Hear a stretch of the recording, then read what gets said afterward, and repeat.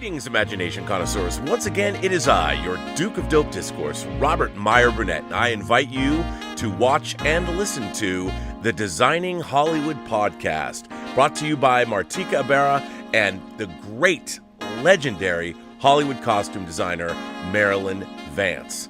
I am afforded the wonderful opportunity of co-hosting the show. If you are interested in the magic of Hollywood, the design of Hollywood, the clothes of Hollywood, watch the Designing Hollywood podcast, available wherever you get your podcasts from, or find the video version on YouTube. That's right, the Designing Hollywood podcast. Why would you ever want to miss it, especially if you love the movies? Tango Shalom is now available on all VOD major platforms. I think we messed that up. Video on demand, or as they say in the trade, VOD. VOD. Tango Shalom is now available on all VOD platforms, which means video on demand. Look how you know. You must be a high school graduate. I'm a college graduate. Really? Yes. I got an honorary degree from Hofstra. Did you get an honorary degree? No, I got a degree. Oh, well, I got honorary. You know, I'm in the Jewish Museum. What for? What do you mean? As a famous Jew in the Bronx. I'm in the famous... I'm in the Prospect Park in the Stones. How big is the stone? Hello, and welcome to Midnight Metal. Robert Meyer Burnett and Dave Parker, they're fucking metal. Midnight Metal, Midnight Metal, Midnight Metal.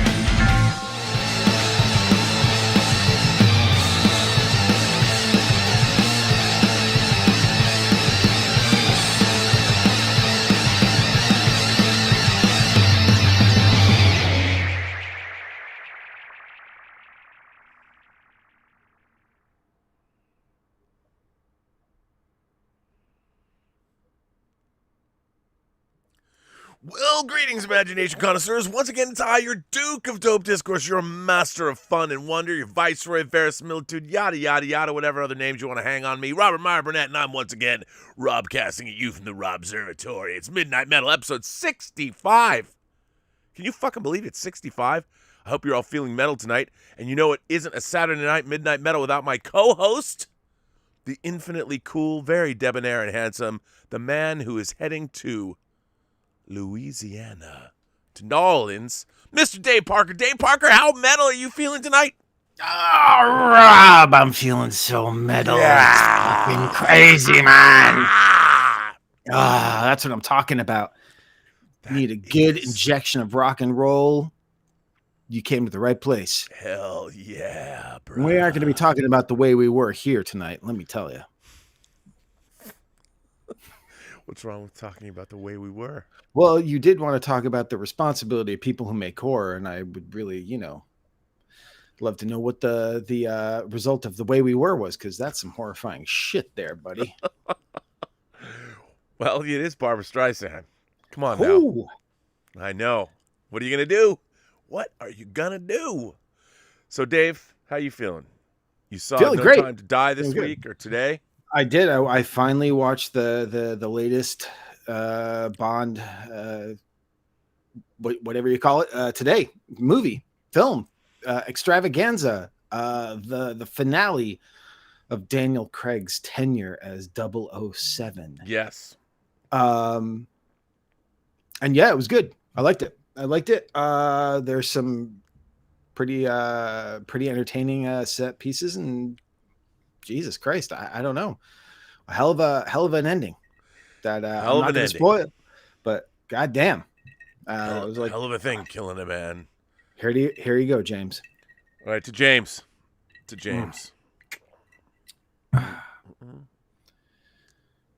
So, Dave, I got to ask you. Yeah, you made this beautiful graphic for tonight's show. Oh yeah. Well, we started with goats last week. and now we're sheep. We never really even got to the goats, by the way. Did you notice We that? did. No, we did. We talked some goats. Some goats, but We did not some enough. goats. Not enough. But I like It's that hard. you brought back Black Phillip, the greatest goat who ever was in a movie ever. Well, that isn't because Black Phillip's a goat. That was a sheep that I used. That's what I said. Black Philomena. Black Philomena. It's the lamb. It's the lamb from Noomi Rapace's new movie Lamb. It's Black Phillip Lamb. Is that a movie where she like gives birth to a little lamb thing? I haven't seen it yet, but I really want to see it. Is Tell me. It the story? Is it the story of the woman with the lamb chop puppet? Sherry, what was her name? Sherry. People are watching the show now going, what? Sherry Moon Zombie and the lamb chop puppet. That's it. That's actually I would watch that movie. I gotta say, Dave, it's not really metal, but I was just telling you about it. Lin-Manuel Miranda's debut feature film Tick Tick Boom, that stars Andrew Garfield's incredible. So far, it's my favorite movie of the year so far. I know. That's pretty great. Not metal, but the title is sure is metal. Yeah, title's metal, and it is a musical, and the music's great. It's beautifully directed. Lin-Manuel Miranda just rocked it, drop kicked that shit right out of the park. It was amazing. Good for him. His performance is incredible. I loved everything about this movie. You know, it was really funny. I don't know. You might know. One of my favorite movies of all time is Bob Fosse's All That Jazz. You don't say. And this is in a similar vein. And it's about the songwriter, the I guess the musical. What do you call a songwriter? The creator of Rent. The creator of Rent, and the creator of Rent, passed away the night Rent was opening off Broadway. He never actually saw Rent become this thing. It's a really affecting story because Lin-Manuel Miranda took his sort of rock monologue, Tick Tick Boom, and turned it into a biopic. Mm-hmm. And it's really, really, really interesting. It's beautifully done. The acting is just incredible, and I loved it. I mean, I really, really, really thought it was amazing. And Jonathan Larson, it's a real tragic story. And yet the film was jubilant and alive, and even though half his friends died of AIDS because it was the early '90s in New York and musical theater and all that, it was a great, really great film about friendship and love and the power of art and creation, and I loved it. I thought it was I had great. a friend who was in the Broadway version of Rent. Yeah, Anthony Rapp was in. Sean Keller, my friend Sean Keller, who is a writer and actor and musician. He was in Rent. Sean Keller co-wrote a movie that Gabe Bologna directed. That's right, he did. He sure did. Yes, he did. So, with his writing partner Jim Agnew, I think. I think so. That's cool. I watched a little bit of the 2021 Rock and Roll Hall of Fame honors. You did? A little earlier tonight, yeah, and they inducted Carole King, who's not metal, LL Cool J, who's not metal. Dude, but LL, come on, man. No, but I'm not saying they're. I'm not saying Brenda's these got people a are big bad. old I'm butt, saying I'm leaving you. See ya. I'm saying these were not metal. They did induct the Foo Fighters. Finally, good. And they inducted Tina Turner. Well, separately, they had inducted her and Ike before, but tonight was just Tina on her own, which is pretty cool. Well, because she's one of the living. She is, and she's 81, I think.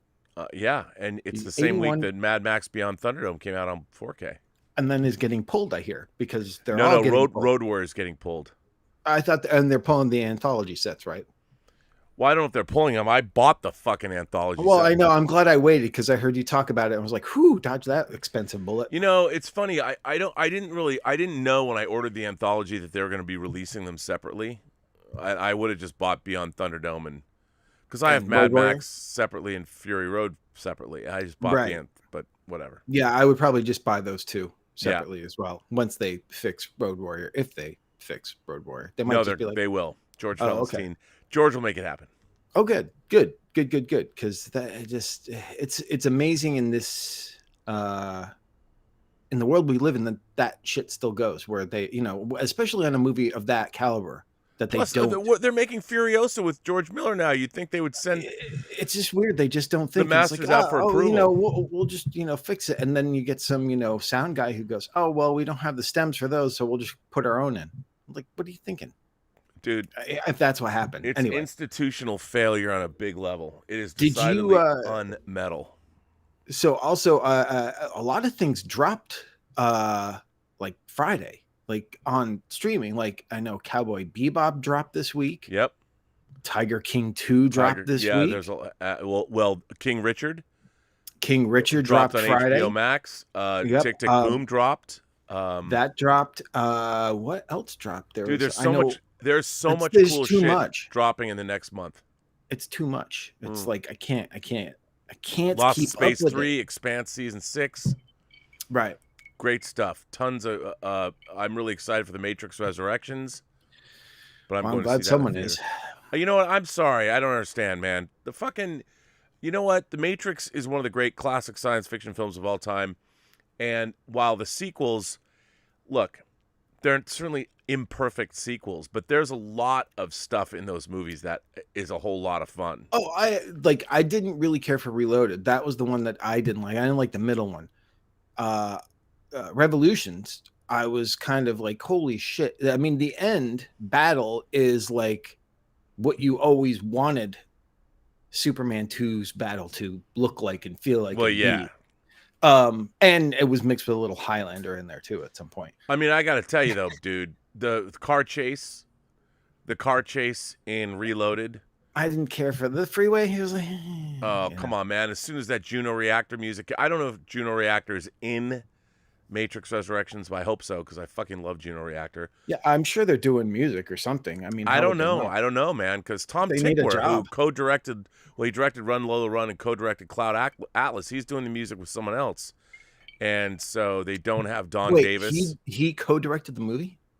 No, he co-directed Cloud Atlas. Yeah, I know. Tom Tykwer, who did the music for Resurrections, he directed Run Lola Run and co-directed Cloud Atlas with the Wachowskis. Okay, gotcha. Yeah. No, yeah. I love Run Lola Run. But the thing is, honestly, I just like, you told your story and it's done. And now it's just like, okay, we're bringing this back to, it's such a cash grab. It's such a forced cash grab to the point of like, okay, well, Keanu Reeves is going to have to look like John Wick because we've already covered this. He's not going to be able to shave or cut his hair because he's doing John Wick 4 right after. Well, so, I think that there's a meta component of this that we don't know about yet. I mean, I hope it's good, but it's not something that I'm going to race to the theater for. I didn't race to Dune either. And frankly, I'm glad I didn't. I got to watch it in blasphemy. I watched it in 2 sittings and that made it much more palatable. And I like that movie though, but I liked it. I'll watch it again. I'm glad they're making a sequel so I can see what the second part is. It's a shame that, I have to wait like 2 years to see it. And that won't even be the end because Denis Villeneuve is, indulgent, and good for him. If he was Roger Corman, all 3 of those fucking movies would be shot before they're released. But no, I'm Denis Villeneuve. I have to. I need years and years and years. You're in a fucking desert, pal. You already got the costumes. I don't understand why they didn't shoot the whole movie, to be honest. I mean, probably because he was going to be so expensive, and he was like, no. But you know what? Would it have been? If you think about there's a ultimately, bunch of big but it's all the same stuff. It's all the same stuff. Ultimately, it would have been cheaper if they had shot whatever he wanted to do, blow his load at, I agree. They should have just extended the schedule times 2. But that's not Hollywood, man. I know. I know. I understand. Go big or go home. Yeah, exactly. You cowards. So, what else you got? What else would you watch anything this week? Anything cool? Well, I watched Tick Tick Boom. Besides that, I said anything cool, man. Dude, that is cool. I'm kidding. Come on, it's cool. What did I? You know what? What did I? I watched a lot of stuff. I was jumping around watching a bunch of things. You know what I did watch? Believe it or not, I hadn't seen it in ages, and I got it. I'm telling you something I bought. I got David Cronenberg's M Butterfly on Blu-ray. Okay. I hadn't watched that in ages. Yeah, I think I saw it once. Yeah, it's not one of my favorite Cronenberg movies, but it came out on Blu-ray. I mean, have to have I know it's beautifully made and beautifully acted, but it just wasn't one of those things that it was like. No, and I did you see this? Did I show you this? Did you see this? You know this came out? Oh no, what is that? Dude, it's a fucking novel. Wow, It's Buckaroo Banzai versus the World Crime League, and it is one dense fucking book. It is. Okay. At first, it was funny because the light was so bright when you opened the pages, it looked blank. It looked like there was nothing in it. No, it's by the Reno Kid and Earl Max Rauch, who wrote the original. Who is the Reno Kid and who calls themselves that? Well, as it was an one of the author? characters in the movie, so it's kind of like yeah. Right. Yeah. It's it's not Ellen Barkin's Penny Pretty, but what are you gonna do? There you go. So I got that, and yeah, Ghostbusters. You see I haven't seen Ghostbusters it. yet? I gotta see Ghostbusters. I'm seeing that tomorrow. I'm seeing that tomorrow. I'm actually like Are risking you going to life. the Chinese? Is it the Chinese? No, I'm going to Burbank. I'm risking life to go to the theater. You're not risking life. I've been going to the theater. Well, yeah, but you're pickled already. Nothing's gonna kill you. You're like formaldehyde. Why you gotta be that way? Why you gotta play me like that, man? Come on. Why do you think I'll stay alive? I don't know. You're gonna be alive longer than me, I think, the way this is going. By the way, congratulations on Hollywood Half and Half, the debut thank week you. of it. I'm That glad. was very cool. I always want to do. It's a half an hour blast of a show. It's fun, and I get up at 8:00 in the morning. It makes me get up early. I got to get up at like 6:15, scour the news, find out what stories I'm going to do, set up the show, and just bang through it. It's nice. And then once by 8:30, I'm done, and it's actually given me a lot of time because I have so much stuff I'm working on. It's actually been very helpful. What are you working on? People seem to like it. It's fun. I mean, What are you it's funny. working on, Somebody criticized me for like, it's just entertainment stories that I would be interested in. Duh. Like, you know what? Adele's album 30. I like Adele. Someone's like, Adele sucks. You shouldn't cover her. I'm like, dude, it's entertainment news. I'm just going to talk about anything. How about this? It's your show. You do whatever the fuck you want. It's your show, Bear. Bear. RRTNZ, by the way, says, hail from Wellington, Bob. Random Hello. comic question, sir. Good on you. Your thoughts on Elektra Assassin, 1988, Frank Miller and Bill Sienkiewicz. Met him, nice guy. Cheers. Bill Sienkiewicz has been on this channel. I loved Elektra Assassin, and I'm a huge fan of Bill Sienkiewicz. He's one of my favorite comic artists of all time. I loved it. I mean, what's not to love? I've got like multiple iterations of Elektra Assassin. I've got the big oversized hardcover that first came out. Shocking. I've got the wherever it is. Oh, Can you believe that, guys? He's got multiple. I know. Multiple.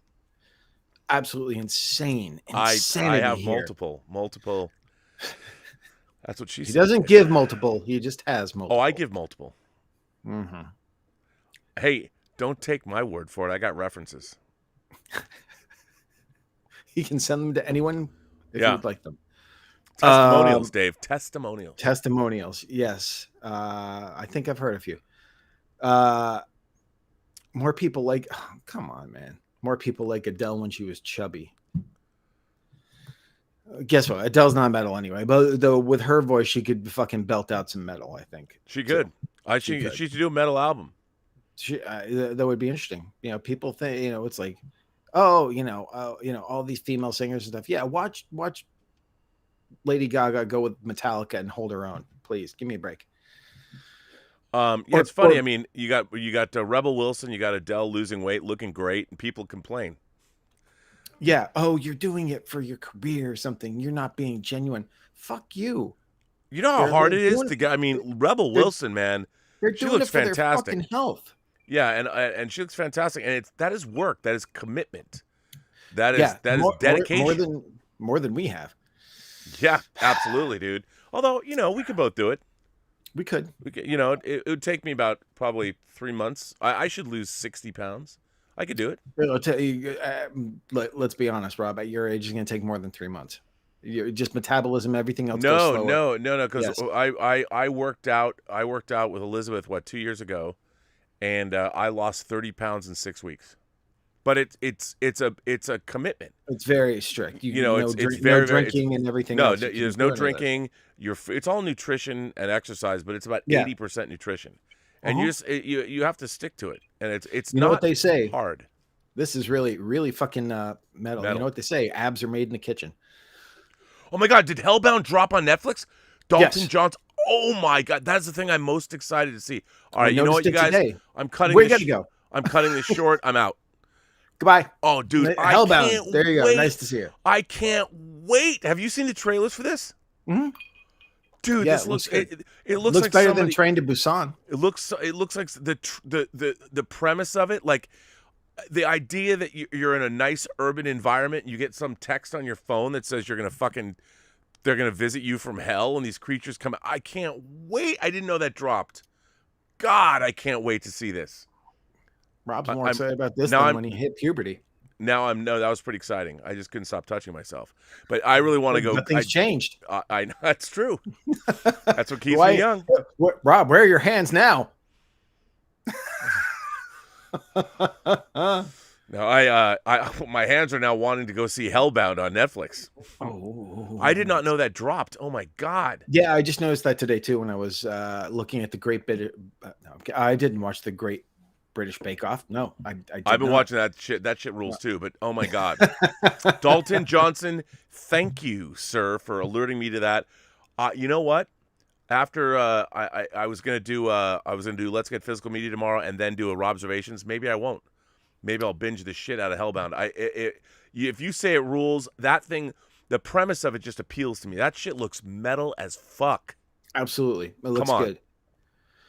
Dalton Johnson said he already finished it. Oh, God damn it, man. How many episodes is it? Do you know, Rob? Was it 8, 10? Dalton? I don't know.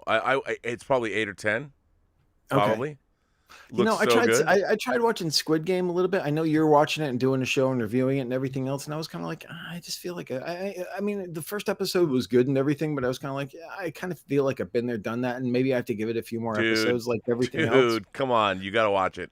I don't know. You know, when something gets too fucking popular, then I sort of go against the grain. It's like if everyone goes, oh, dude, you gotta see it. And you weren't in at the beginning of it before everyone started going, you know, all fanboy about it. Then I kind of like just sort of back away and then find it at my own time. NR says ZV is all Rob needs to lose weight. No, you need great nutrition and you need great and exercise. I got to tell you, NR and I have been having some pretty good conversations. He's been hitting me up on the old Facebook there and giving me a lot of cool metal things to watch and videos and clips and info and stuff like that. So, by the way, Charlie the Thank Unicorn you. says Squid Game is metal as fuck, and it is. If you say so, but your name is Charlie the Unicorn, so you know it's a little bit of a dichotomy there with what's metal as fuck. Depends in where your he puts his opinion. horn, dude. Depends where he puts his horn. That's all Charlie, I'm saying. Where do you park your horn?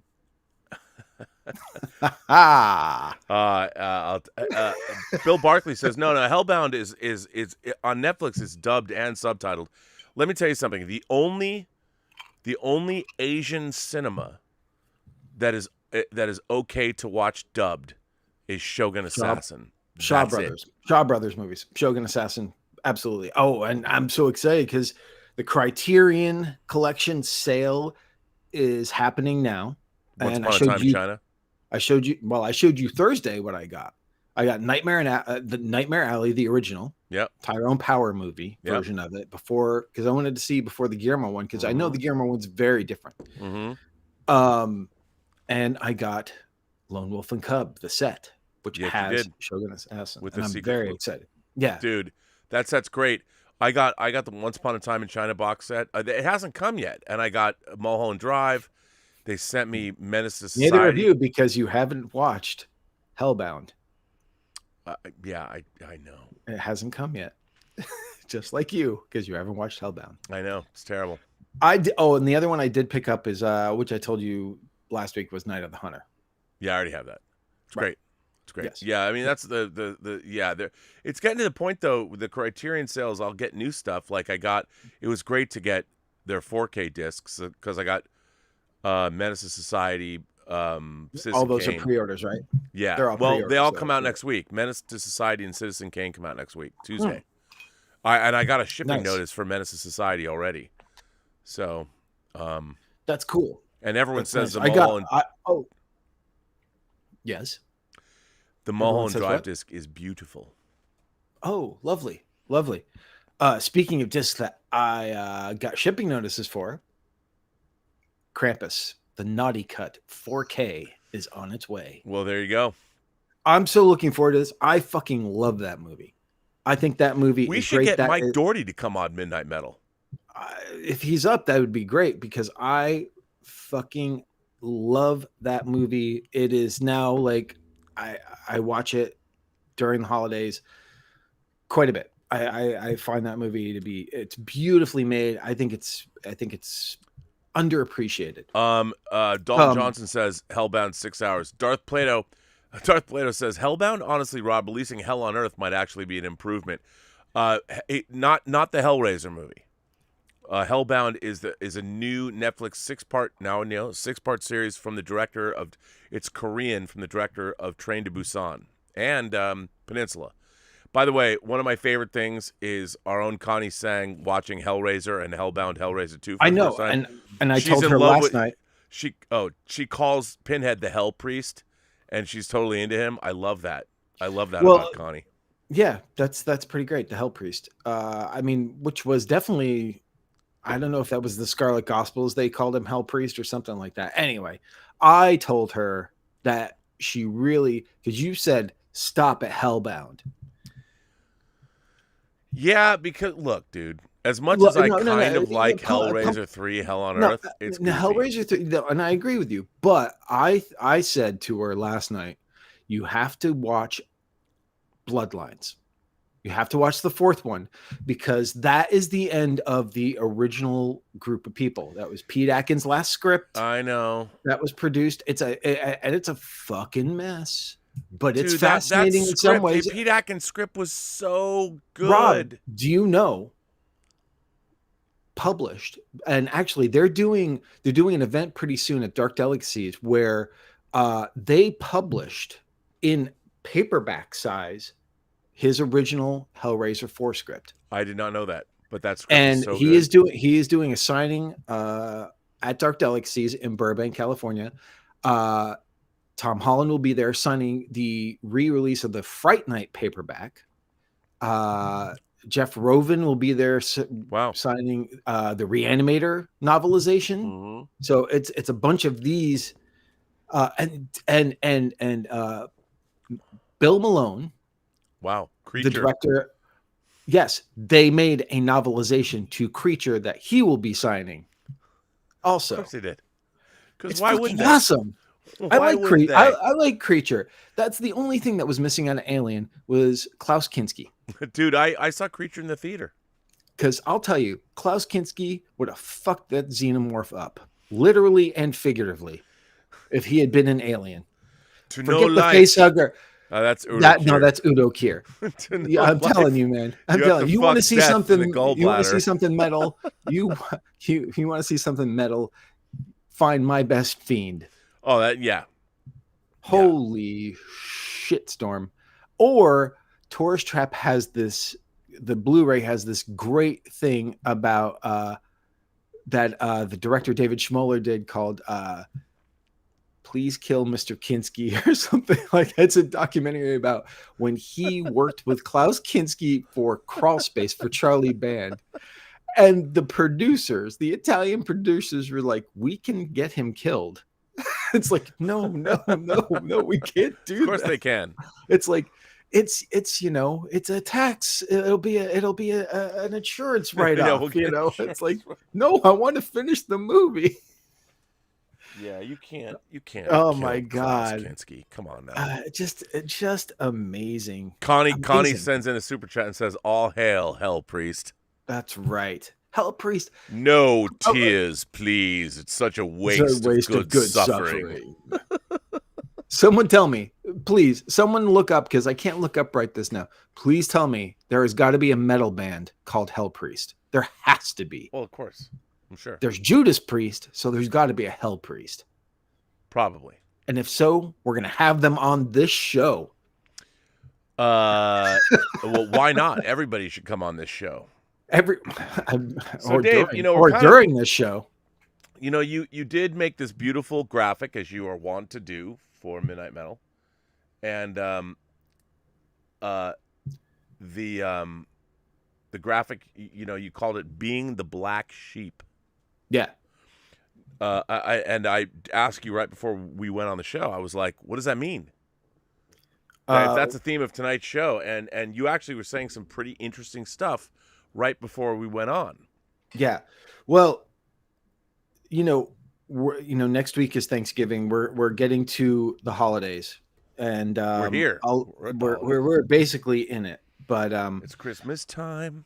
Not yet. You don't have to. Let's get the turkey basted first, man. Let's do a little don't breathe and turkey baste the thing first. That's what I tell all my ladies. I'm gonna baste my turkey.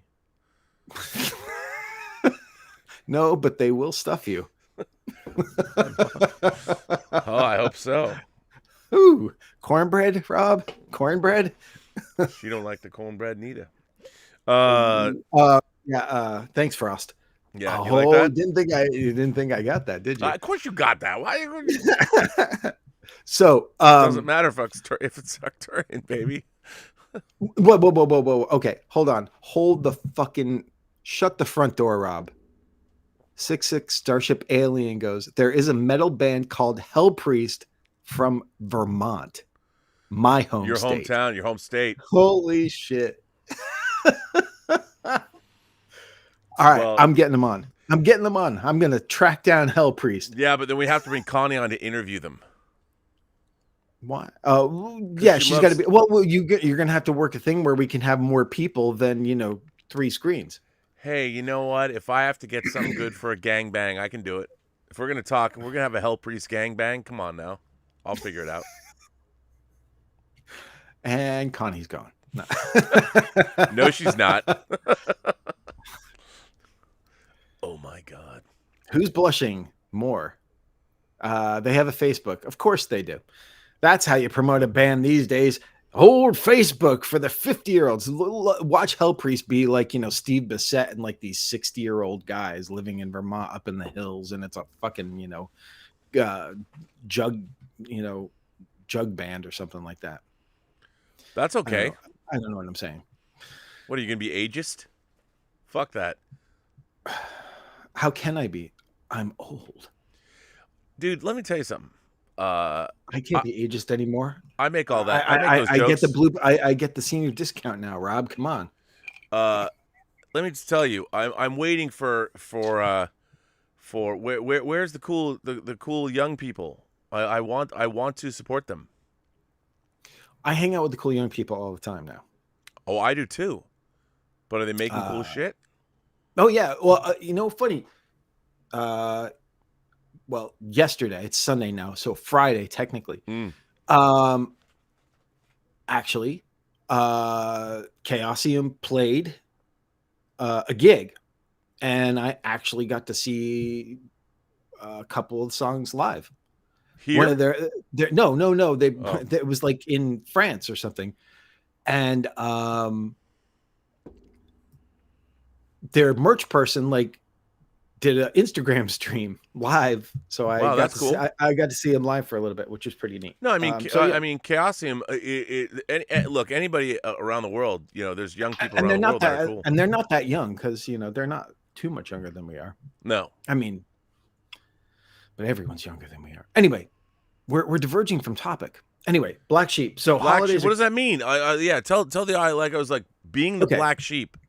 Holidays are coming. Holidays are coming. A lot of people. It's Christmas time. Get together with their families. Yes. Their biological families. I actually want to point out because there's a difference. Are you taking a shot at me because I'm adopted? No. That's not what I mean. But they get together with their families and stuff. And I think a lot of the people who are, and I certainly was with my family. I was a black sheep in many respects. One, because I liked metal music, the music that I liked and everything, definitely made me, I wasn't just a clean cut, nice kid. because I was listening to this music. So my parent, and then getting into movies and then wanting to make movies, all of that stuff ostracized me in a way. And it's like, it didn't matter whenever I went back home for the holidays and everything. It was like, I showed them the Hills Run Red. They didn't get it. They didn't get what I did and didn't particularly like it, because it's like, boy, there's the Christmas movie that brings Christmas cheer. Yeah. But Yeah, no. again, what are you going to do? Dude, my mom would remember when we had our world premiere at the Seattle Film Festival? My mom wouldn't come. I know, it's terrible. I She mean, wouldn't and come. it makes you feel like, everything that you're doing, all the hard work and everything that you're doing is, it doesn't count in their eyes. If you Well, were to be fair, my mom would not come to a midnight movie, and I certainly wouldn't want her to see the Hills Run Red. Well, yeah, but it no, would I have been get nice that. if she'd like come. Look, when I worked on Texas Chainsaw Massacre 3, right, my dad called me up and he said, I got to tell you, I went to the theater. I wasn't going to watch that movie, but I waited till the end and I watched the credits just to see your name scroll That's up cool. the screen. That's more than my parents would ever do. They just didn't get it. Ultimately, all they cared about was that I was able to pay my rent and live, and I wasn't like living in a cardboard box off Hollywood Boulevard. I mean, it's sad, But we would do that to follow our dreams, wouldn't we, Dave? Yeah, but they don't get that.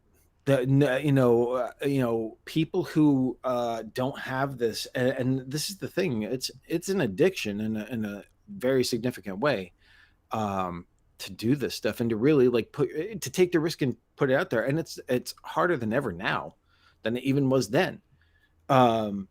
So there's always this feeling of like being the black sheep, being the one that everyone in your family just doesn't get. And it's not like I didn't.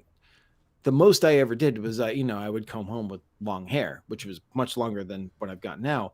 I didn't, and I would wear more black, but I didn't I wasn't like our friend Spooky Dan, who hair was jet black and he's got a Fu Manchu mustache and guy liner and it's like, I mean, and I love Dan, and because that man is someone who is absolutely not afraid to be himself and who he is. But I mean, even you, Rob, there were times when I'm sure your parents just didn't get it. They were like, "What are you doing? What do you want to do?" I mean, what. I can't. My parents were. I was lucky. Okay. My parents were incredibly supportive of everything I did. They didn't get it. They didn't quite understand it, but they knew that I was into it, and they supported me for being into it. Like I'll give you an example. My mother, unimaginative woman that she is, always made it a point. She said, "Look, when I was into a movie or something, I've told this story before, but I'll tell it right now because you brought it up." Mm-hmm. She would make a point that if I loved a movie, because she knew I'd see movies multiple times, she would want to go see it with me. And right. My mom was the woman, when I was 9 years old, I had to see Logan's Run. I had seen the TV commercials. It was 1976. And I was like, all I could think about was Logan's Run. My mom took me opening night, to the John Dance Theater because she knew I wanted to see it. However, the second movie, was a double bill, was Fantastic Planet, the animated movie. Yep. And the first 10 minutes, my mom freaked out in the theater and spoke at the top of her lungs. She's like, "I am not going to sit here and watch a movie where human beings are treated like ants." She grabbed me and my sister, wrenched us out of our seats and took us out. But interesting, it was cool. that's there was the drawing line there. But then this is my favorite part. So my mom is a total pragmatist. She has no imagination. That's not true. And everyone has an imagination. Maybe, but she's my mom, practical. and this is not. Yeah, she's a practical pragmatist. So, but she took me to see Raiders of the Lost Ark. She wanted to see it, and went to the Factoria Cinemas. We're driving home, and it was 1981. By the way, 1981. What a great summer that was! Clash of the Titans, yes. For Your Eyes Only, Superman 2, Raiders, Superman 2. So driving home, my mom's being quiet. And I'm like, so, Mom, well, what did you think of Raiders of the Lost Ark? My mom's like, that could never happen. I go, what do you mean? And she goes, that could never happen. And I go, well, what could never happen? She goes, well, that scene when Indiana Jones is being dragged behind the truck with his bullwhip. I mean, the gravel and the dirt in his face, he would never have been able to hang on. Could never have happened. He couldn't hang on. That's what takes you out of it. And I go, Interesting. I go, Mom, what about the power of God coming out of the Ark of the Covenant and vanquishing the Nazis? Oh, that could happen. That's what my mom said. My mom's like, Moses parted the Red Sea, Bobby. God could come out of the Ark of the Covenant. I want to believe Indiana Jones just, I mean, because in my mom's world, my mom, Right. you know, our house was always pristine. If I went to school and I didn't make my bed, there would be a room in the house that was in a state of disarray, and my mom would have freaked the fuck out. Right. But for her, like dust in your face, gravel in your eyes, I mean, oh, that was a no-go with my mom. Interesting. Yeah, and so you realize, it made me realize, it was a lesson I learned, that people from all walks of life, all shapes, size, colors, creeds, sexualities, religious preferences, political parties, everybody sees the world in a little differently. Oh, yeah, we all have our prism that we look at it through. Yes, and I learned something about my mom, and again, I told this story, I think it was today or maybe yesterday, when I took my mom to see Avatar. My mom had never seen an IMAX 3D movie. She saw a 3D movie like in the 50s when she was a little girl. Sure. And my unimaginative, pragmatic mother, after Avatar was over, we sat watching the credits, and we were in Palm Springs because that's my grandfather, her dad, we lived for 40 years. Right. And I would go there, and I was already living in California, so when my mom came down, I'd drive out and hang out. My mom, eyes big as saucers. She turned to me after Avatar, and she just was like, how did they do that? Right. And she was completely blown away. And I'm like, this fucking movie is going to be huge, because if my mom was captivated by the way, I'm an unapologetic Avatar lover. I know you are. I love Apologetically, Avatar. I know you are. And but my mother, watching my mother be transported away, and I think she's 82 now. I think she was 70 when she saw Avatar. That's awesome. Yeah. And my mom's been on the show. She's still going strong. I know she was on the show. It's great. Yeah. Yeah, it's funny that you mentioned Raiders, because that was the first, the trilogy, the original trilogy, was the only films that my entire family went and saw together at the same time on opening night. Yeah. And it was the last movie that as a family we actually went and saw, was The Last Crusade, which is kind of sad. It just like, and my mom was really into movies. My dad liked movies and stuff, but again, they were just so, I was the only one out of my family who actually had a dream and went after it, for better or worse. Right. And they know the good and they know the bad, because I've been pretty honest with my brothers about how fucking frustrating and tough the business is, and how it gets me down, and at times, and the times where I go, why the fuck am I still in this and doing this? For what point? Because it's only getting harder, and I'm kind of stuck. And then you sort of, but they just don't get it. None of them have been on a movie set. The closest they've ever been to was going to like Universal Studios. I mean, That's it. They have no idea what is really entailed. And the funny thing is, like, it's not like they've never watched any behind the scenes stuff or anything like that. The only time that it was funny doing this, and again, feeling like a black sheep of trying to explain what the hell you do and everything, and not being able to, is like when I went home after Narnia, and I had some footage with me that I could show them from New Zealand, so they could see the set and they could see the shots that we shot. Yeah. And my mom was fascinated with that. It was almost like, oh, you actually are kind of getting it now a little bit. And That it's was a just like, $280 million movie. well, yeah, I mean, that's the thing. It's like, And when you were in country for how many months, Dave? 6 months, and it's 6 just months. like, once you sort of like, but once you show them, it's like, oh, see, here's the creatures. They're all wearing green pants because they're going to, with the computer, put animal legs on them. Yeah.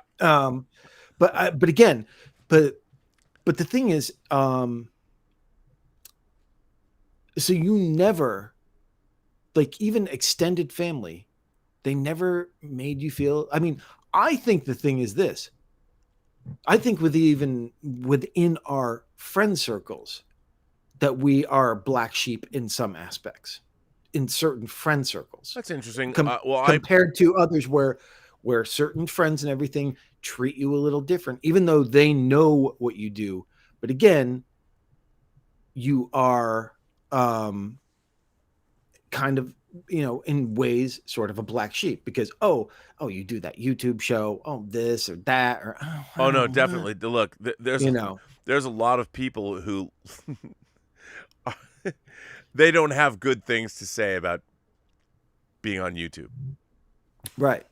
And now, look, my whole life, in a way, has been, it was really funny when I went to college. I went to the Evergreen State College, Mm-hmm. and the first day I was there, I was actually wearing a long shot, like the X-Men long shot. Yeah, Arthur Adams. I love that character. Yeah, I was moving into my dorm at the Evergreen State College. I was living in a dorm, and there was a guy named Gordon Trzynski, tall guy, funny, handsome dude. Everyone loved him. But he was, and it was really funny because you get to college and everyone's looking for the lay of the land, who's cool, who's not, whatever. It's college. Now, Evergreen was different because it was a crunchy, chewy granola liberal arts college. Everyone knows about the story, what happened in 2017, how it imploded there and all that. But in 1985, it was it was a 3,000 student school and crunchy, chewy liberal arts. The biggest student organization was the Lesbian Gay Student Alliance. I mean, it was like almost every school in Vermont. Like Bennington College or something. Or UVM. I mean, yeah, geez, Christ. Evergreen was. It's very funny to me because Evergreen was it was woke as fuck back then, back in '85. Right. I mean, I could tell you shit. So he said, or I'm moving in and everything, and this guy's clowning on everyone. He comes up to me. I don't even know him, and I'm like, "Hey, man, what's going on?" And he points to my shirt. He goes, "I bet you think that shirt's pretty cool, don't you?" And I stopped and I went, "Yeah, it is." And and it shut him down. And he shook my hand. He introduced himself to me, and I'm like, dude, don't fuck with me. Yeah. I have never hidden who I am. I've been a fanboy from the time I was a little kid, and he respected that. And so I was lucky in the sense that I've always been the person that I am. I've never, since I was a little kid, I never had to hide it. It was always there. But you know what? People resent. I've always been having a good time. Oh, and I've definitely seen people that we know resent the fact that you have a good time. Yes. And it's like, to me, I look at it this way. It's a lifestyle choice. I actually like all of this stuff. And like you, I think we like when somebody does good work, we like it. When somebody gets an opportunity, the funny thing is, there are so many people that we do know or everything that they get very upset when someone gets an opportunity and they didn't. But my whole thing is I'm glad for those people because whatever they did the work and everything else. So it's like they weren't taking a job away from me. No. I wasn't up for the same job. So why wouldn't I be happy for them? Do I want my own success? Do I want success for you and for me and for everyone I know? Of course, it's not always going to happen. It might not happen, but who knows? But you keep trying. But the thing is, it's not about getting bitter about other people's success because their path is different.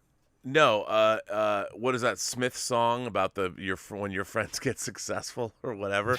I mean, I've always, I'll tell you something. One of our mutual friends, Charlie DeLazarica, who I have great admiration for, when Yeah. he was making his first feature, Crave, um, I would just call him up. I was so excited. Whether it was a color timing session or a sound mixing session, I'd be like, "Hey man, can I come watch?" And I think he was kind of like, "Okay, if you want to." And I'm like, "This is so cool!" What? Like I was so excited Yeah. that he was making this feature, and I just love the process. If I could see somebody color timing their film or mixing it or whatever, and I went to various screenings of the film. I was so proud that he made this movie. And for me, it Oh didn't. yeah, and it turned out well. It's I thought it cool. was really good, and it was. Yeah. And to me, I've always liked that. I've always been that way, and that has not always been the case for people. No, but and the thing is, but I'm saying, so you do know what I mean as far as feeling like the black sheep, and sometimes in some ways, some of our own social Oh groups yeah. have shunned us Oh, dude, because I am they sure don't like what we do. I'm sure there are people that we know that talk mad shit about me doing a YouTube show. Oh, I I'm sure I if can't anyone even imagine. if anyone I knew actually watched this, they'd probably give me a lot of shit too, but they don't. So Well, it's like, yeah, but I yeah. don't think about it anyway. This happens, it goes, and then we're off. We're on to the next. Well, I mean, look, life is very, very short, and I am the fact is, it is a lifestyle choice. You make a choice in your life to have a good time or not. And remember that, folks, because when that earthquake hits and he gets buried under all that shit behind him, it's a lifestyle choice, and he'll Hey, die a happy man. there you go. If his That's toys fine. kill him, he will die a happy man. But no, I really do. I think people choose to be happy or not. Well, Dude, one of my favorite biblical stories is the story of Job. it's true, but there are times where it's Dude, it's fucking I mean, difficult. Like this it's business. difficult. It is difficult to be happy, and you are one of the few people that I know that seemingly does it effortlessly. But I also know the real you, and I know the at times veneer that you put on to Well, project that, it's not even that. though you're going through a hard time. Yeah, But no, that's not really the point where we're going on to. It's no, like, but I think but you're right. I mean, look, it is frustrating. I just like to make things, and it's frustrating when you can make things, but in this business, for everything you get to make, you get 100 people that tell you no, you can't make this, and the problem. Well, the problem is, it's like, but why not? Let's go make this. Why don't we make this? Well, and it's becoming more, and being able to do it in a slicker way now for less money is becoming more and more possible. And the thing is, ultimately, it really comes down to who do you have lighting it, who's behind the camera, and everything else. And it's like, that's the thing that gets me excited, is like, I look at people that are now 20 years younger than I am, who are doing stuff as DPs, and they there's this guy that I really want to work with, who is a DP. He is also a graphics a computer graphics guy. He does special effects, he directs, and he put up his reel this week. And I looked at it, I'm like, Jesus Christ, like, this guy is buried me in a minute and a half reel with the way his stuff looks and everything. Because that's the thing, because I don't like the stuff, because I don't shoot it. I don't think anything that as far as the look of what I want things to do, has ever really like come across that well, because I'm not the DP. And it's so, what's exciting is finding someone who's like aesthetically gets that kind of, thing with what you want to do. Well, I mean, I think what's great about the modern age, especially with people who've grown up with this technology, I love seeing what they're doing. If somebody's doing, it's exciting. And with we live in a world, and this is another thing I think is great about today. There are incredibly talented people that are using the tools and the technology. I mean, we have enormous technology at our fingertips. And the people that really know how to wield it, I have all the admiration in the world for them. And there's a lot of people doing some really great creative stuff. I only worry that technical savvy needs to be combined with a foundation of theory and literature and all of those things, and I think we're losing that. We're losing the foundational principles of you need to of story and that type of thing. And you're talking, and I agree with you, but you know why? Especially on the studio level, we're getting, because it's a goddamn, everything's written by committee. Oh, I know, it's terrible. And that's the problem. But because it's too expensive now. But the thing is, on our level, we have the freedom of being able to create a story and bring it to life, and have that be a full thing that doesn't feel like, oh, we're checking off these boxes to make everyone happy. No, and that way, going down that road leads to doom. You're never going to satisfy everyone. You can't make. Look, what is so interesting. I mean, perfect example. Look at Ridley Scott doing Alien Covenant. He clearly wasn't interested in actually going back to doing an Alien movie with that movie.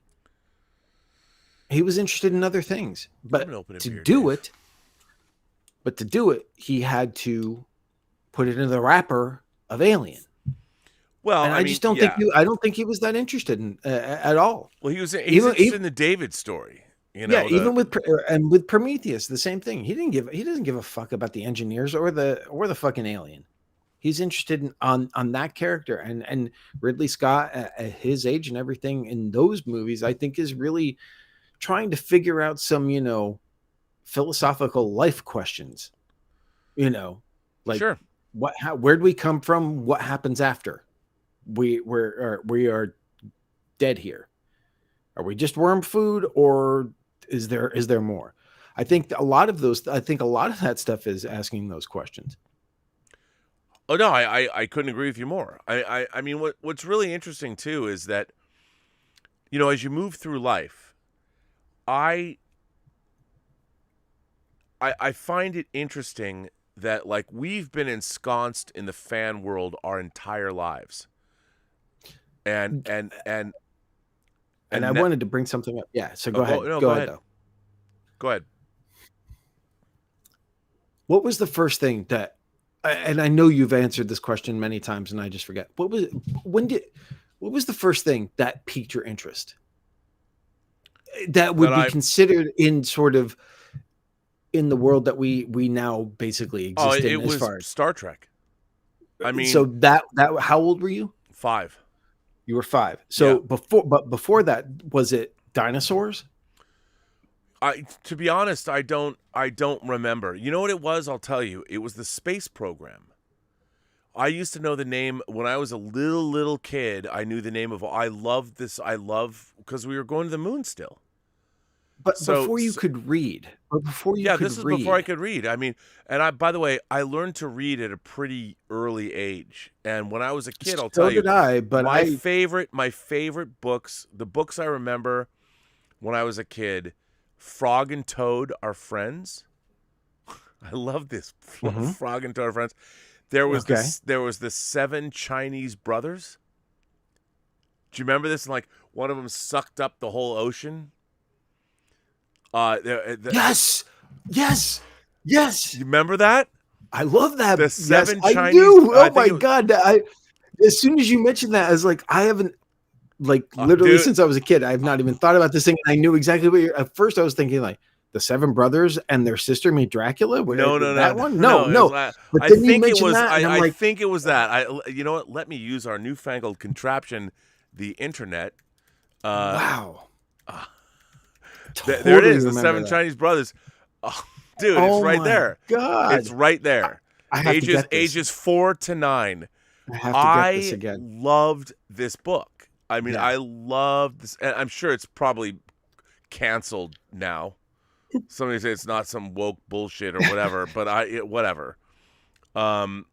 The Seven Chinese Wow. Brothers. Yes, I so remember that.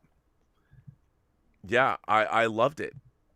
I mean, I remember like that for me, it was like it started with dinosaurs. Whether I inherited as a little kid, my brother's dinosaur toys, or my mom or actually, it's dad you got know me what? It's the one I'm thinking of is the Five Chinese Chinese Brothers. brothers. Okay, And it was originally published in 1938, so it's racist as fuck. probably now. Yeah. It was probably you were probably crossing the streams with Seven Golden Vampires. Here here it is. Though often considered a classic of children's literature, The Five Chinese Brothers has been accused of promoting ethnic stereotypes about the Chinese, particularly through its illustrations, and many teachers have removed the book from classrooms. However, the book has had some defenders. In a 1977 School Library Journal article, Selma G. Lanes described the illustrations as cheerful and highly appealing, characterizing Weiss's broad cartoon style as well suited to the folktale, a genre which deals in broad truths.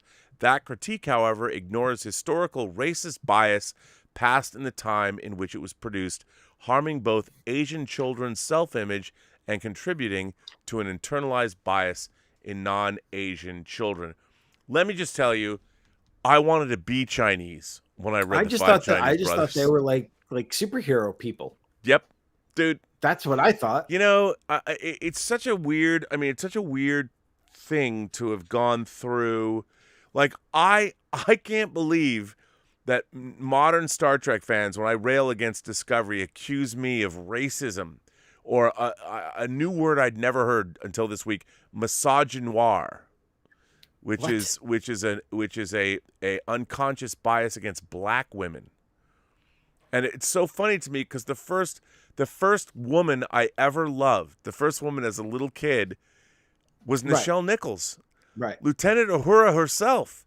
I mean, she was the first woman the first sexual stirrings I ever had was when I saw Mirror Mirror for the first time, and I saw her tummy exposed in her uniform in the Mirror universe. I'm like, oh, Bobby wants some of that. And I don't even know what that is. Yeah, I don't even know it. I just know with her green. I think people are spending way too much time trying to come up with these terms for things that are just. I mean, God, don't you have something better to do with your time? Well, no, I understand. You know what? Here's the problem. Everybody wants to feel their lives matter. And we, or anybody that creates something, if you're creating something, you're making something that's outside of yourself. And you want to make that thing really, really good. Most people don't have that. So they're looking for meaning in their lives, and they find ways. That's why people have hobbies. Well, no, but there's also like, I can help people. Let me stand up for the downtrodden. Like one of I'll tell you something. One of my favorite people that I've met as a byproduct of this channel is Emma Bannon. She's a member of the Post-Geek Singularity. She's a trans woman. I love her. She's great. She'd get you a lot of 4K discs. Yeah, but even before that, I loved her because her jokes are horrifically awful, but also great, but kind of awesome. Well, so yesterday, on the 20th of November is in the UK, Transgender Remembrance Day. There have been more transgendered people killed in the last year than ever before. Jesus. Yeah, I didn't know that. It's awful. Yeah. It is awful, and because you know what? Who cares? Let people do whatever the fuck they want, as long as they're not hurting anyone else. What do you fucking well, that's care that's what the whole thing. doing? I mean, but now, I whenever anybody's doing some cool shit, I'm like, I will support you.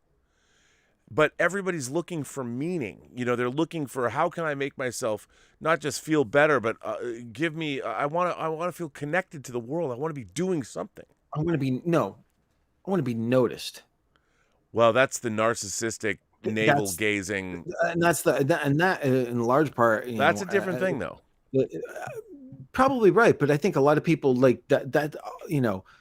A lot of the people who are doing the bad, the negative things out there, that are unnecessary and everything. I think they're looking for their little 15 minutes of fame or whatever. And the thing is, now with the internet and all this stuff, they're easily getting their chance. And it's just like, you know, no, I could be very strict and go, Rob, if we're not talking about metal music and everything, fuck it. I'm not doing the show. This is it. Forget it. It's ridiculous. Why are you calling it midnight metal? Is stupid. But bottom line is like, take it for what it is, and like, and just like adopt it for what the spirit of it is, which is also why I wanted to bring up the Black Sheep thing, because, one of the things I wanted to ask you, but I'll let you finish your point first. Well, no, but you bring up something like this show was actually birthed out of the fact that when I was seeing stuff from, Zack Snyder's Justice League, I was saying this is metal as fuck. Metal. Like, what does that mean? And like, I like, again, the thing about Zack Snyder's Justice League, it was his vision, of those characters, and I liked that. I was a DC fanboy my whole life. I like what I saw. Oh, it's totally. I mean, that's the thing. And what's interesting, just to quickly that whole sidestep, movie, it's 4 hours of metal album covers. It is, and how fascinating when you start with Christopher Reeve, Superman, and see the evolution of things, and people go, I like this, or I like Tim Burton's Batman. So why is it so dark and dour and stuff like? And I'm like, that was a great voice, Dave. You like that? Let me just say that was listen, well, Rob. I mean, I think it's. And by the way, let me just honor the late great John Schnepp. I mean, John Schnepp did those voices, and also John Campia. He also does great voices, so I had to come up with my own. And you just gave your iteration of the voice is. It's like the Weirding Way, but for fanboys and girls. Come over here and sit down. But what I love about what I love about the and granted, I didn't like Shang-Chi, guys. We talked about that last week, so it's not you're everything. Wrong. That's okay. Well, what I wanted the original Shang-Chi first. I know, and you're absolutely valid. I wanted that. I didn't know that they turned him into just this whole fantasy thing. But what I like about all that stuff is I know you do. It's good. But what I love about all of this stuff is it's like, oh well, you get with Swamp Thing, you get the Bernie Wrightson, and Len Wein bringing it through, and then later on, you get Alan Moore and Steve Bissette and John Tolbin. Dude, do you have the absolute Swamp Things? The Alan Moore absolute? I don't. They recolor them. They're so good. They're expensive, and they're actually hard to find now. And they're worth getting. But they're hard to find, dude. So, I'd love it. Because I do have the Bronze Age omnibus of Swamp Thing. Yep. I do have that. But again, it's like, oh, well, before John Byrne did X-Men, someone else was doing X-Men. I still liked it. And then Bill Sienkiewicz did New Mutants. These different artists and their different interpretations. And people didn't like when he came over to New Mutants. They didn't dig it. I know, but it's like because it was too arty. Yeah, it wasn't like comic books. It was too arty, and I find it fascinating to see what different. Look what Todd McFarlane did for Spider-Man. He like reinvigorated Spider-Man. Oh yeah, like fantastic. Changed the whole game on all these classic characters.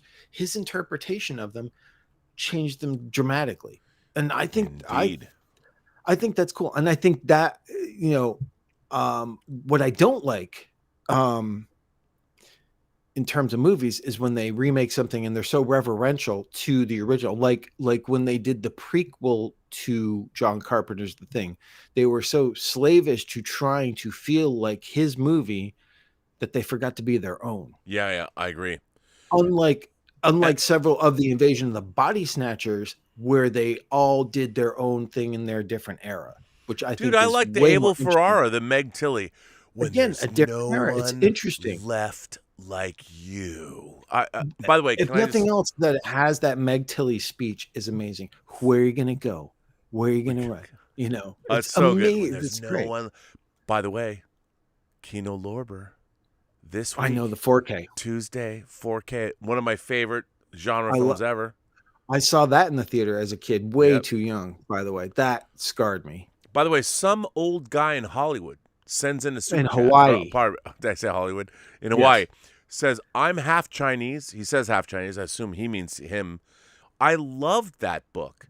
Forgot about it until you brought it up. My favorite was Ping the Duck. You know, what's really interesting is that the five Chinese brothers, to me, like you said, they were superheroes. Like maybe instilled in me in an early age. Like now you look back at it and the depictions might be problematic. But for me, it instilled a love of the Chinese people and the Chinese culture that spilled over. That's why I love Chinese action movies, like on Look, I Sunday was a after kid, and Grindhouse. I love, you know, I didn't care. They gave me Godzilla. Well, the Japanese gave you Godzilla. Well, yes, Asian Pacific. You know, yes. The Pacific Rim. But I know what Thank you're you. saying. You know, as a kid, did I know the different? See, to I me, got Bruce Lee. I got Godzilla. I got all this cool shit from them that I experienced as a kid that I didn't probably understand. Was too young to be watching some of it, but I loved it, and yeah, I didn't think about, you know. my whole thing was in my mind the difference between the Japanese and the Chinese. In my young mind, the Japanese had big monsters and aliens from Planet X. The Chinese had martial artists and wizards and spirits and like so the Chinese were the Mystical. ancient they were the mystical people. The Japanese were the technological people in my mind when I was a kid, because I'm like, Right. well, you know, like Godzilla versus the Astro Monster, they're going to and the Japanese girls would dress up in black and silver lame, you know, or whatever. And the funny thing, yeah, when I remember too, when I was 4, and I went, what the hell? What's going on? Sorry, something just popped up that shouldn't have. When I was 4, I went to Hawaii with my family, and we went to a store, and my mom got me. Now, this is what they were called there when we got them. They were called the B-Men. What they were was the is it the Kaiden Rider? Kamen Rider. Yeah, it was Super Sentai. Yes, it was figures of those. Yep, and they were made by Poppy.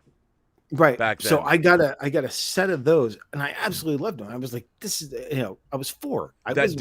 My parents, same thing. They were bringing back at the time Poppy then became like Bandai.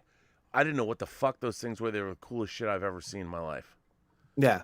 And I was just like, this is neat. They just look so cool. Yep. So yeah, but I was always into this, and I think my parents thought it was just a phase. Now the funny thing is, my mom was the one who introduced me to like the Universal monsters, and they, as a kid, they indulged. I liked all the monster stuff and all that stuff, and they bought me the stuff before I could read. They got me Famous Monsters, so I could look at the pictures. And then they wonder why I like this stuff. I think they just thought it was a phase, though, and then I would get into something else. Well, unfortunately, I was warped, and then I saw Kiss on TV, and then I made them buy that album, and then it was all downhill from there. And I was the black sheep, to the point where it was like they showed real concern at points of like my interest in horror and heavy metal, and they thought that I was going down a destructive path. But the one thing that I knew was there was no stopping me. I was coming out to California to try to do this. Right. You know? Yeah. But again, a lot of people don't have that, and they're into the stuff that we're into, and they're into the music that they're into. I mean, I am sure there is music that, you know, you were listening to that your parents were probably like, they didn't get, or were like, what the hell are you listening? What? Unless they didn't hear it. ever? No, I mean, I was always into audio equipment even as a kid, like stereo and loud Right. music. And I have to tell you, I mean, the thing that changed my life with so many other kids was Star Wars. Because my favorite record that I owned as a little kid was I had it was a Peter and the Wolf. Dun dun dun dun dun dun dun dun dun dun dun dun dun dun Yep. dun. I'm sure I had that too. Yeah, and it was I'm going to show you one of my favorite records. Keep talking. it was a story. It was a Peter and the Wolf story, but it was like a classical music record and narration. That was absolutely because it was story and it was music, and I loved it. And when Star Wars came out, that soundtrack record changed my life. I was 10 years old. You know, it's hard to explain to people now what it was like to live in a world where Star Wars didn't exist, to be a genre film fan, and it didn't, Planet of the Apes, War of the Worlds, it was a different thing. It was a different time.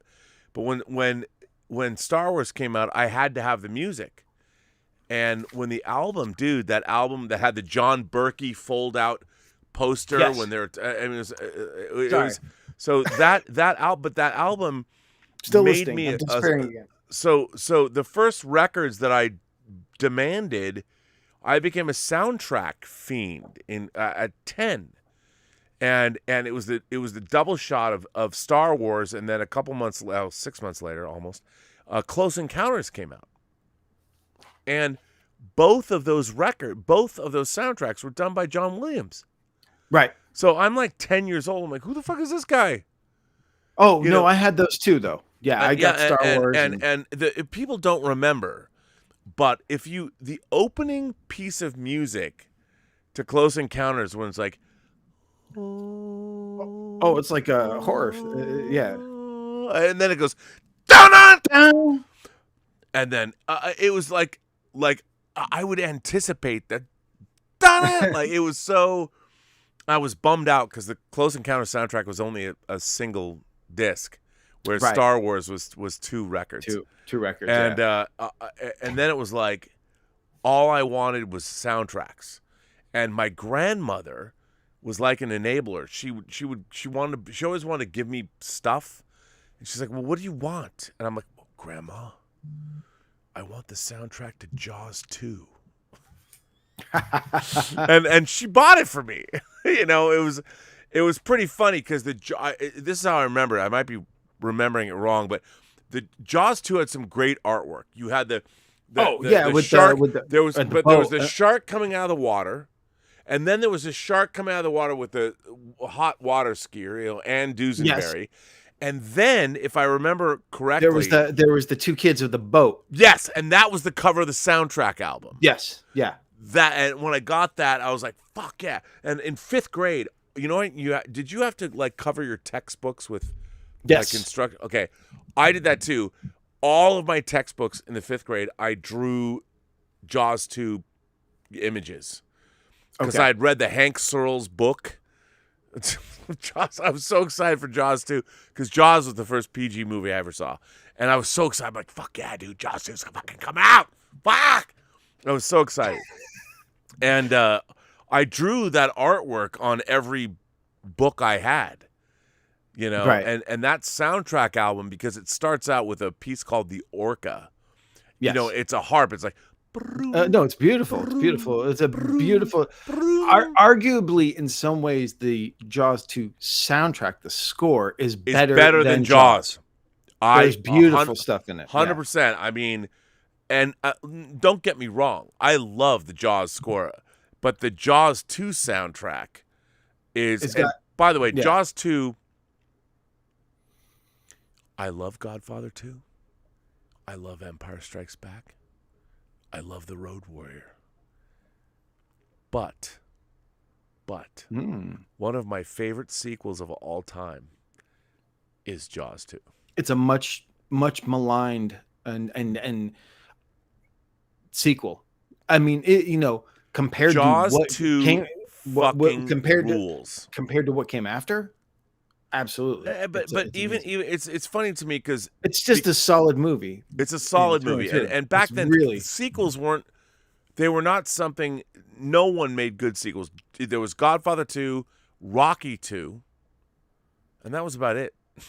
and the Planet of the Apes movies. What are you talking about? But that was diminishing returns, even though I love them all. I love them. But I love Jaws 2. And by the way, another shout out to Emma Bannon because I really wanted the Steelbook for Jaws Oh, 2. you're lucky you got And that. it Yeah, sold out. And the lovely Emma Bannon, she she managed to hooked get it for me up. you. Hooked So me up.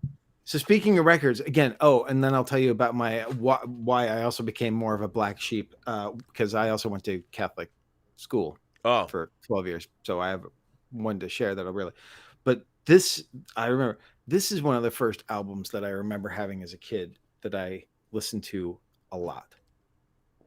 Boris Karloff. Reads Rip Van Winkle and The Legend of Sleepy Hollow. Well, scoot it over a little bit. Oh, Yeah, which way? other way. Other There way. you go. There we Yeah. There we go. Hang on. You know what?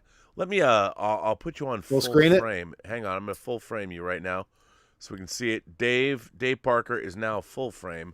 So there we got the whole record. And is that the actual record that you had when you were a kid? No. You went and bought that. You found it. I found a replacement from Pickwick Records.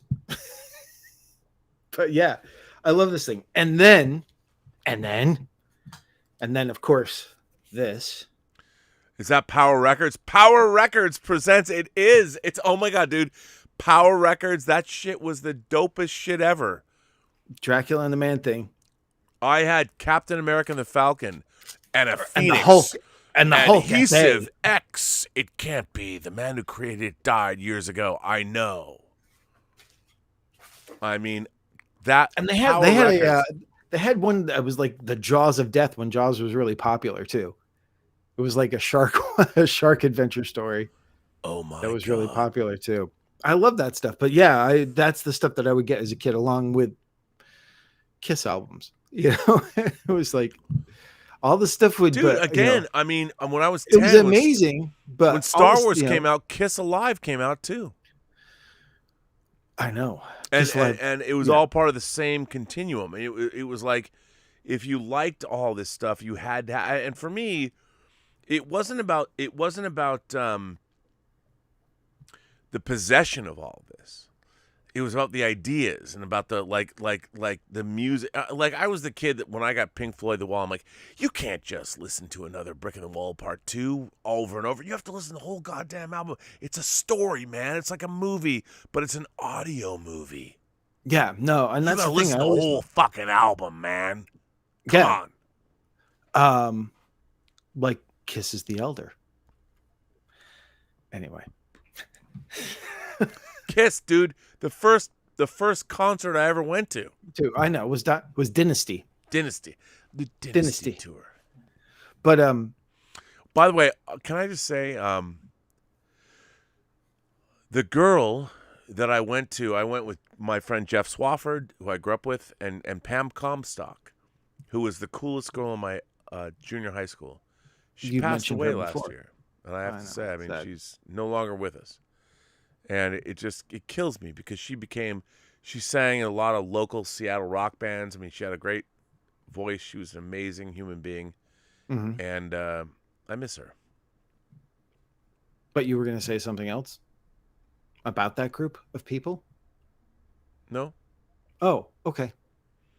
No, just to make me, every time I think about Kiss, I think of and that when I think about going to that concert, think about those people. Gotcha. Yeah, I gotcha. It was, and you know, I also think about the Seattle Center, the arena. I saw the Cure there. I saw the Kiss Me, Kiss Me, Kiss Me tour there. Wow, man, it was great. That's kind of crazy. Yeah, you know, but it's weird because all this stuff and. I got into and the funny thing is, like, you know, at the time, you know, my mom was reading Stephen King and all these popular books in the 70s, and I remember in second grade there was show and tell, right? Yeah, show and tell. Well, at home, my mom and brother were reading the Amityville Horror. Dude, I was sick from school one day, and I read that book in one sitting in my bed. I was like throwing up, and then I come back. I was like And read page more. turning it. That was like the greatest sick day I ever had reading that book. So they'd read it, and they just sort of loosely told me about it. I hadn't read it because I was in second grade. The Lutz family. Yeah, but they were telling me all about this. So for show and tell, with my nun teacher, decided to tell the class about the house where the devil lived in New York. The Bram, No. where Roman Castevet lived with his No. This was the Amityville house. Of course. And I got in trouble. I made a girl in the front row cry. And they called my mom and said, "What are you reading? God damn it. Kid? You should make that woman cry. You can't take it." I was like, and that was the first taste of generating fear that I ever had. And that definitely stuck. I was like, oh, I like that. So that was part of the addiction of it. Oh, dude, I had the first VCR on the block. No, I know. You've told that story many times. And your first VHS tapes, we all know it. We all know that stuff. No, but then you're pirating, Empire. No. What were the phone calls my mom got? Oh, right, because you were showing them. Yeah, like, your son showed my daughter Animal House, and it's rated R and Alien. And my favorite thing was when I used to know an Alien, I'd jump out behind like the love seat, but right. But it was fun. I mean, what was so interesting about this was we were not told what we should or shouldn't watch or should or shouldn't experience. We discovered it on our own, and we didn't have like the internet, or no one told us. We didn't read op-ed pieces. I had no idea. It was something that our personalities, we were drawn to it, and we had to find it. And if we wanted to get more of it, you had to work. Like if you wanted horror, or you had to, like, for me, getting science fiction or horror novels, I had to take 2 buses downtown to the bookstore. I had to wait until my mom was going into town so I could go with her to then peruse the bookstore at the drugstore or whatever had the stuff. I mean, I remember when like, I remember seeing the Manitou, the movie The Manitou. Now, I did not know who Graham Masterton was. I didn't even know the Manitou was based on a book. And the Manitou came out. It was like a riff. I know Michael Anzara, who played Kang in the 3rd season Trek episode Day of the Dove, was in it, and of course. Wait. No, okay, wait, hang on. Sorry, Michael You Anzara said those words all last night as like a middle finger to me the entire night. You did. You talked about that goddamn thing. Hang on. Michael Anzara, an actor who is also in other things. He was in other things. Michael Anzara played John Singing Rock.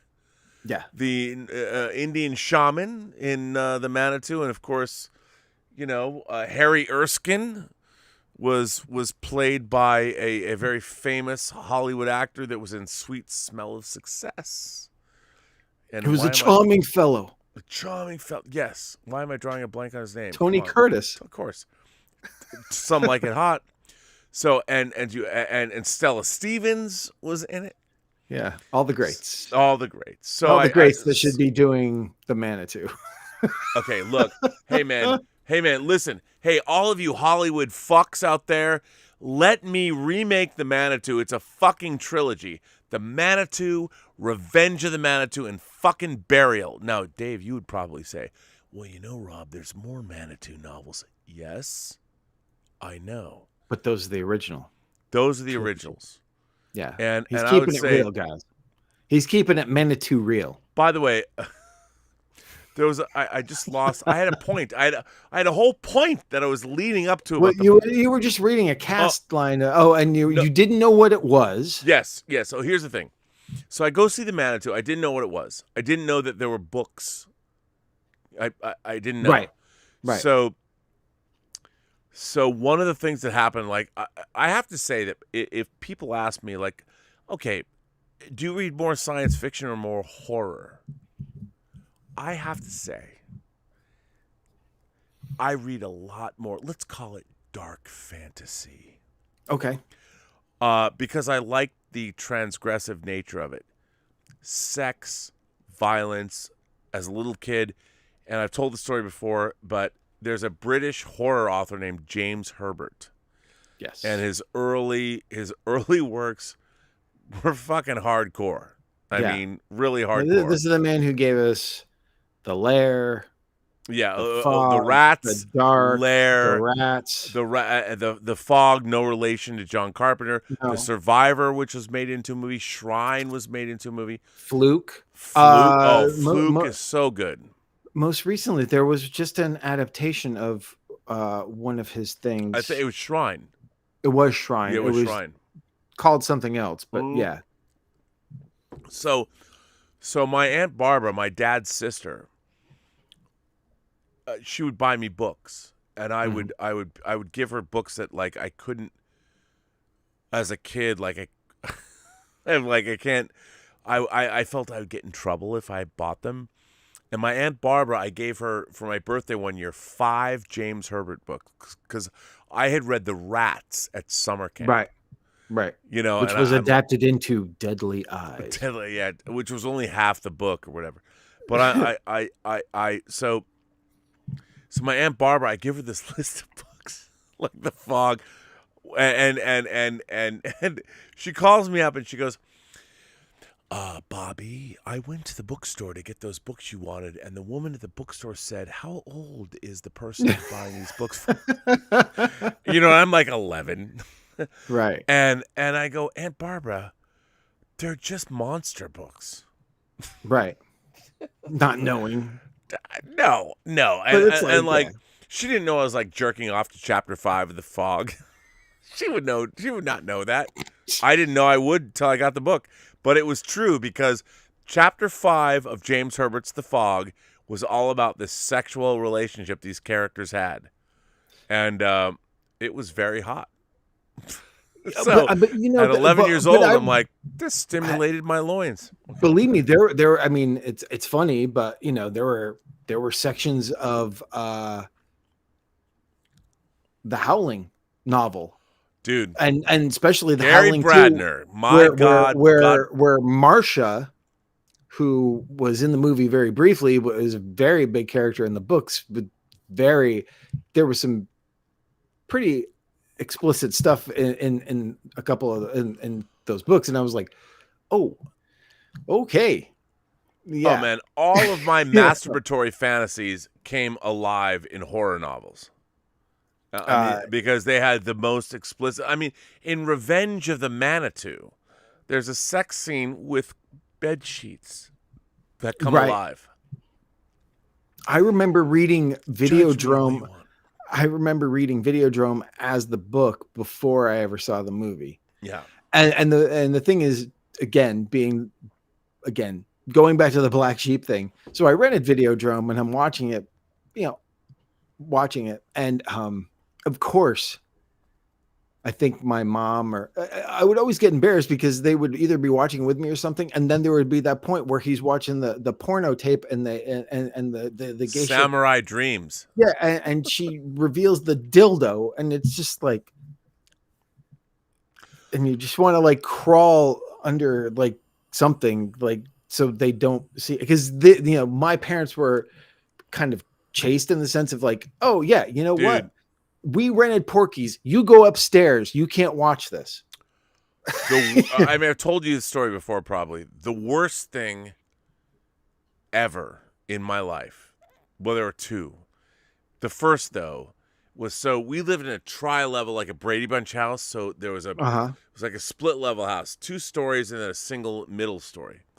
Okay. And then there was the garage and then the behind the garage was the family room where the TV and the laundry was, and that's where my VCR was, and that's where it was like my room. The family room was really my room because it was the big Okay. TV. And so I rented a Wizard videotape of a movie called I Spit on Your Grave. On Your Grave. Oh my God. I saw that on video as a Bro. kid because it was notorious, and I I hadn't seen anything like that before. Dude, I'm watching the movie and my mom decides to do laundry. Oh fuck. Oh no. There are some movies that I knew not to watch when they were going to be around, and that was one of them. And here's the thing. I mean, like, I can't. Chloe Zhao, I tweeted out a video with Chloe Zhao that was shot in a French video store. Right. To watch this video is to love Chloe Zhao. I love her. I watch this video. I love her. I love her. I love her. But she talks about Gaspar Noé's Irreversible. Right. And I can't deal with sexual violence against women. I can't. It's a thing I can't. I just can't.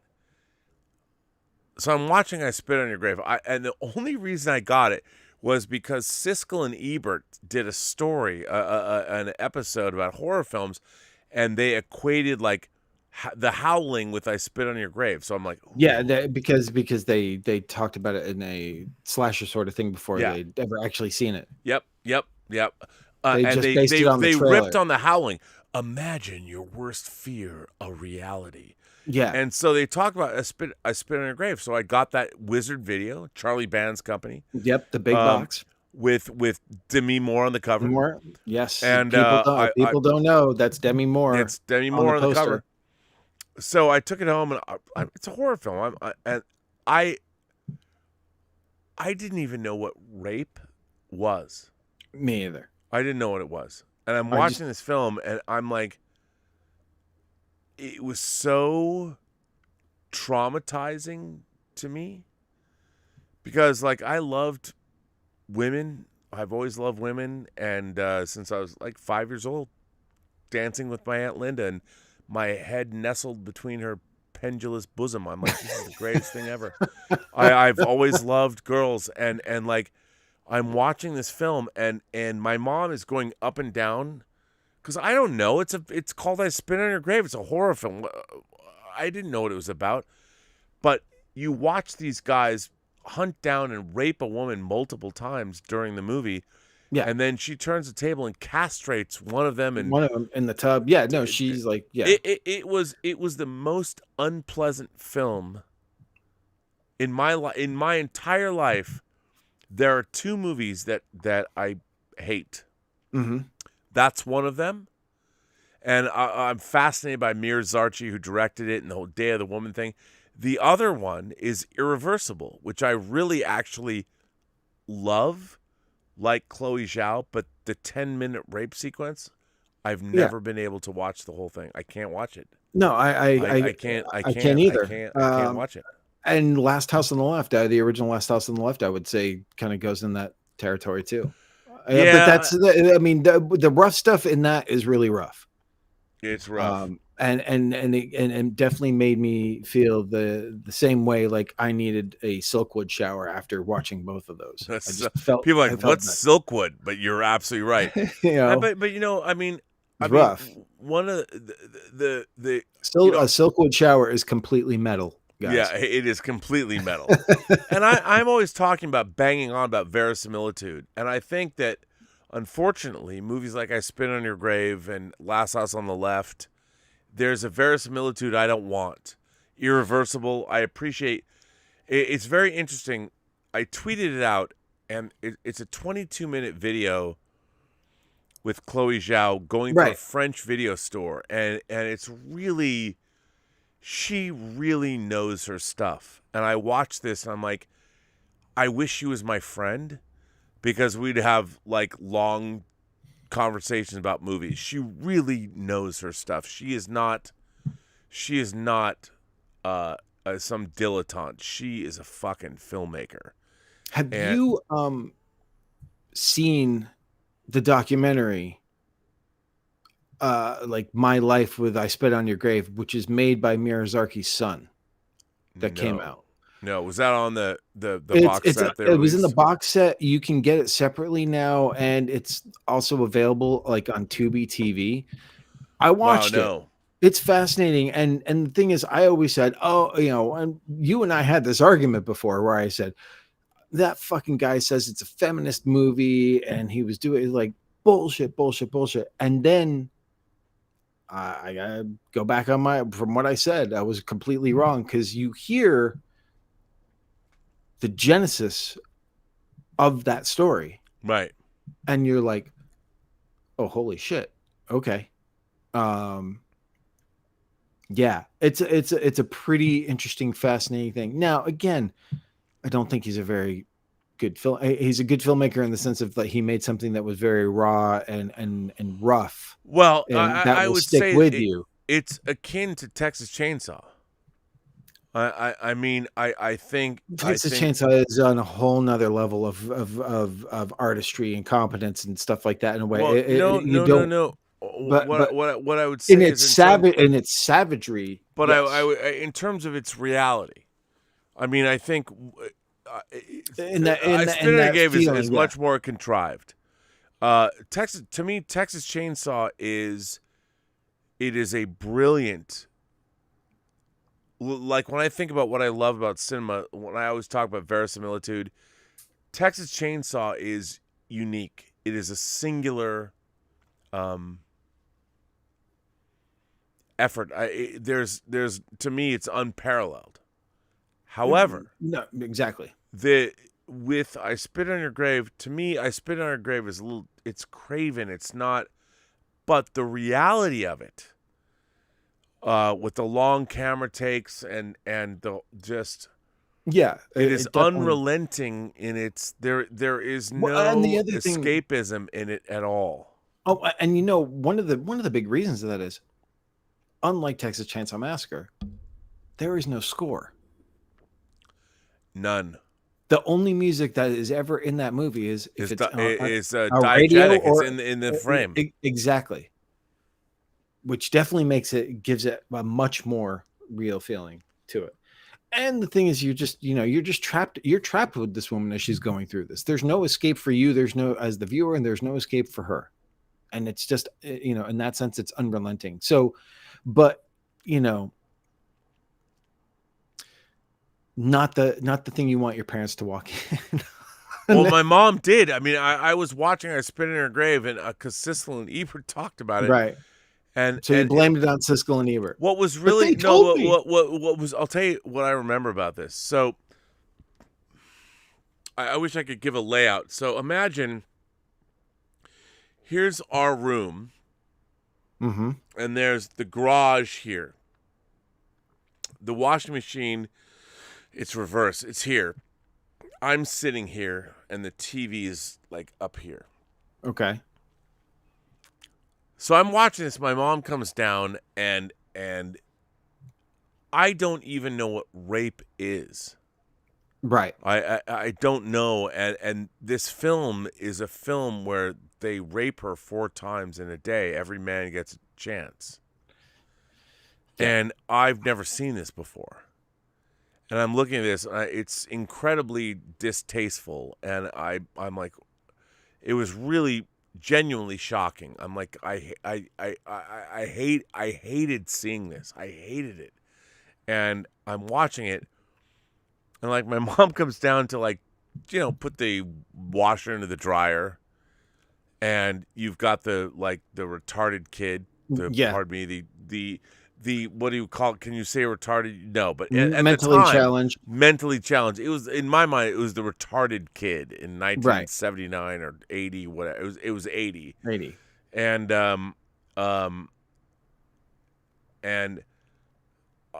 watching this, and my mom is like, the funny thing about my mom is she's like, she can't believe what I'm watching. Like and she's so confused. It was so funny because she just scampered out of that room. She left. Oh, Jesus. And she didn't say anything to me, and it never came up. But wow. I'm sure my mother was like, what the, like, in my mom's mind, this does not compute. She's like, Yeah. what is my? No, She it's had to funny. leave, Yeah. and it wasn't something she couldn't be offended by it. Like she didn't have that. That was not her disposition. Yeah, But no, my mom got offended by the stuff, and it was like, but she wouldn't walk in, and I wouldn't be watching, I Spit on Your Grave. She'd walk in, and it would be like 2000 Maniacs, and she'd be like, "What is this disgustingness? What are you watching this for? What's wrong with you?" yeah, I mean, my mom Yeah. didn't know. Like she was like in her mind, she's like, because normally she would come down and I'd be watching like War of the Worlds, or I'd be watching Conquest of Right. So, Space, so yeah, when or you're just some seeing 50 this side, snuff movie, or them, basically. there's giant ants, Yeah. whatever. And then when I'm watching I Spit on Your Grave, my mom's like, You've gone down a rabbit hole that I didn't know you were going she down. had no idea, and she just left. Yeah. She didn't get mad at me, and never said. And I was like, oh my god. It was like when I coerced my grandfather to see Alien and Thief. Alien in '79. His wife had died. My grandmother died, Right. and he was dating his childhood sweetheart that he later married. And my grandfather would want to take us out every weekend. And, well, Bobby, what are we going to do? I'm like, Grandpa, there's this movie that opened that no one will take me to see. It's called Alien. Would you take me? Alien. Wow, that sounds good. Let's go see it. And so I'm sitting next to my grandfather. I'm fucking terrified. And my grandfather's like stoic. He's like looking at the screen, taking it all in. I'm like, I'm scared as fuck. Yeah, I thought I begged to like go see it as a kid, because not knowing, because all I knew was all the toy stuff and everything else, and then it looked cool. I'm so glad they wouldn't let me go see that, because I would have been so fucked up afterwards, Dude, for months. It wasn't just me. It was my younger sister, who was 2 years younger than me. And we're sitting in the same theater that I saw Star Wars in 11 times. The Right. UA-150. And there was two theaters. There's the UA-150, which is bigger than the UA-70. And that's where I saw Dawn of the Dead. It was like the great, I mean, I saw Right. so many great Rob. movies. But so my grandfather, I was terrified. He just was like looking at the screen, and when it was over, I turned to my grandfather and I said, "Grandpa, what did you think of that movie?" And he's like, "I thought it was pretty good." I'm like, oh, I felt terrible. Like my grandfather was the stoic. He was my Spock. He looked like Spock. He had a Vulcan. He looked like a Vulcan. Okay. And he was very. It's the eyebrows, man. It's the eyebrows. He was a very pragmatic dude, and yet he's the most conservative guy. And I dragged him to Alien under. I'm like, I know your wife of 50 years is dead, Jesus. but take me to see Alien. It was so bad. It was so terrible. It was so manipulative. Just awful. He just wanted to spend a nice day with his grandson, and then you Would gave you him take me to see Alien? and you gave him chest bursters and face huggers and shit. And like my that. sister was like, "What the fuck?" She's like 7. Like no, in 1979 I was 11 or 12, so my sister would be like 8 or 9. Oh, forget it. Yeah. Yeah, she was there, and my sister was like, "What the fuck is this? What I is bet this?" she didn't say what the fuck. What is this at 8? No, my sister was sassy. Oh, okay. Oh, that's sassy. I would have gotten the shit kicked out of me if I had said what the fuck at 8. I never said bad words, or I understood that you had to moderate your conversations around adults. Yes, because they couldn't handle. They couldn't. They couldn't handle the truth, Dave. They couldn't. So you never. So you're lucky. Yeah, I got the. But again, I'm wondering. Were there people here? If they feel like the black sheep, and what do they do for the holidays? It's like, Well, should we bring them on? I think in a minute, yeah. I think you know, I would go home and have to deal with, my family and just not But getting this me. is And then after and this. then going, well, you thought about like, just moving back and, getting a real job. Look, what at the local like Five and Dime? Well, that's kind of what I said. It's like, and do what? Well, maybe you could go back to school and, get something that you could actually have like a real job. Dave Parker, lawyer. Never. I don't know. That it was just sort of the thing. And it's just sort of crazy. It's like, go, what do you say? Is like, you just go, no. But but there was a lot of time. And the thing is this, the more, for me anyway, growing up and everything, and honestly, until I got to college, until I moved out here and everything, I didn't, even in high school, I didn't have that many like-minded people. People went and saw movies and stuff. We would go out and see movies, but it was just, that's it. It's a movie for them. They don't care. They'll watch it a couple times and stuff like that. Yeah, But no. it's not an obsession. And so until I moved out to California, By the I way, did. Dave, Charlie the Unicorn says, "Cut your hair and get a job, Dave Parker." I know. Well, I probably should. I had my hair cut really short a long time. Rob knew. Rob knew me when I got respectable. Didn't do me a shit Dave, ton of you've good. always been respectable. How dare you? Don't say that. Okay. But the thing is, Dave isn't respectable.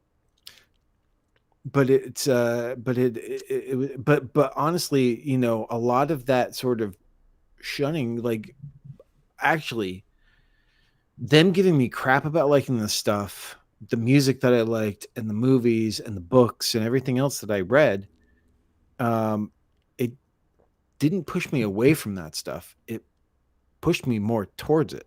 I look, went more towards that stuff, and all these things that like gave me solace and gave me enjoyment, because it certainly did it wasn't my give you a family. quantum of solace? No, because no, Okay. it didn't. Not even.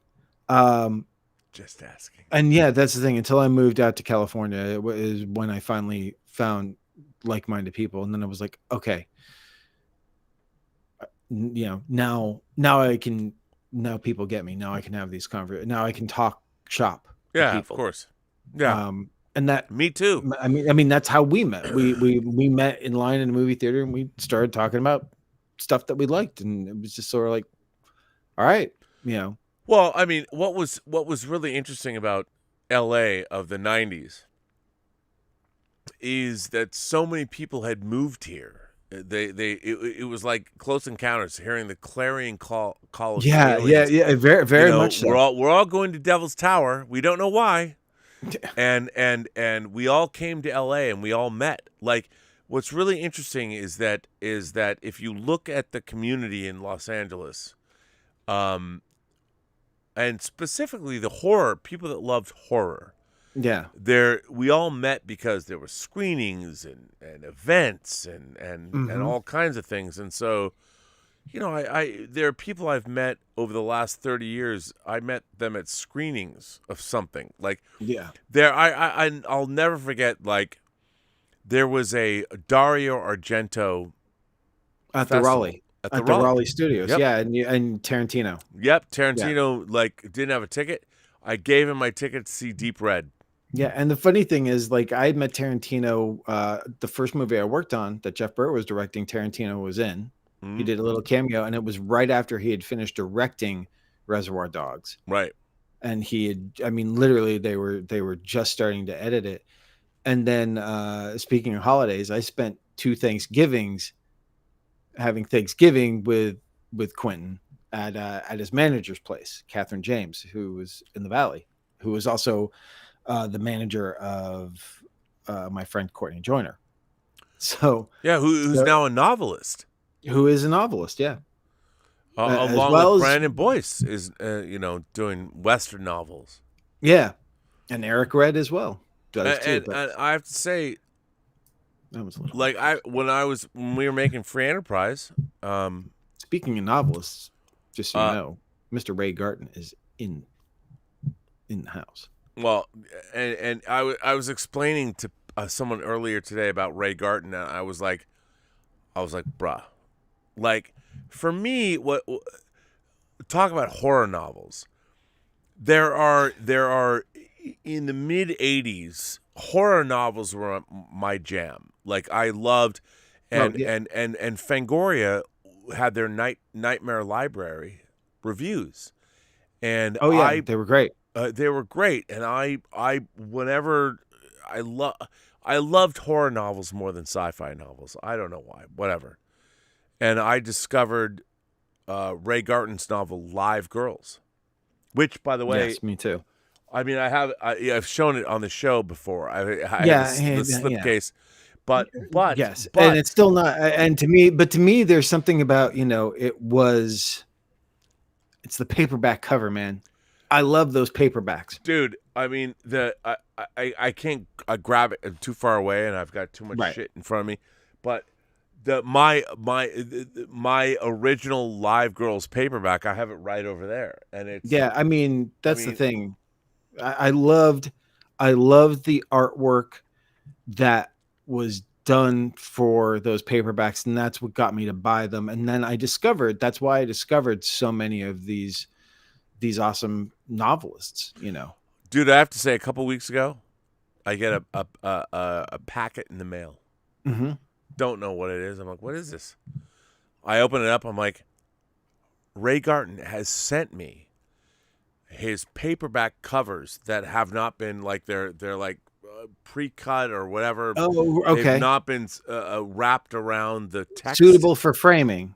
Dude, that's awesome. He fucking signed that shit.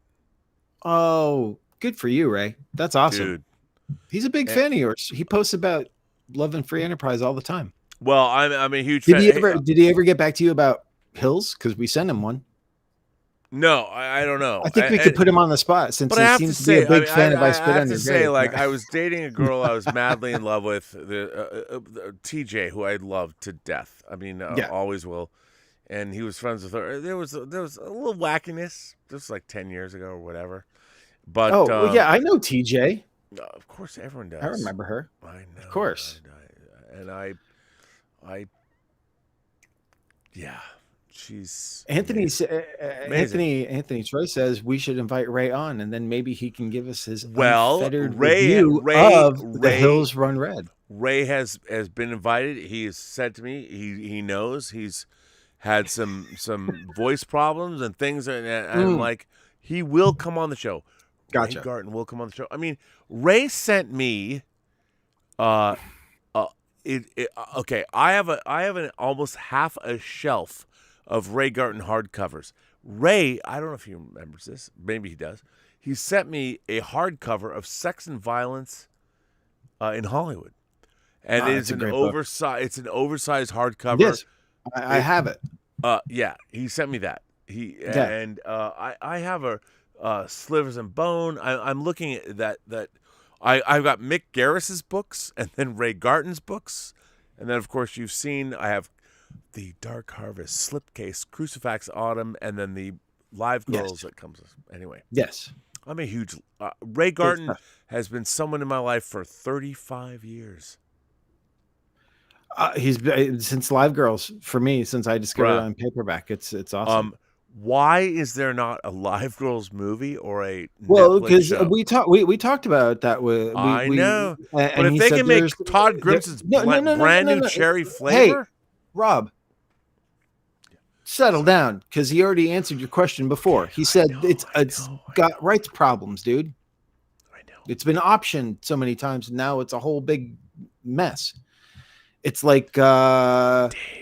Not to compare you to this, Rob, but it's like Motel Hell, which they've tried to remake many times now. Now there is a price tag of $500,000 that you have to pay off at least before you would even be able to make it.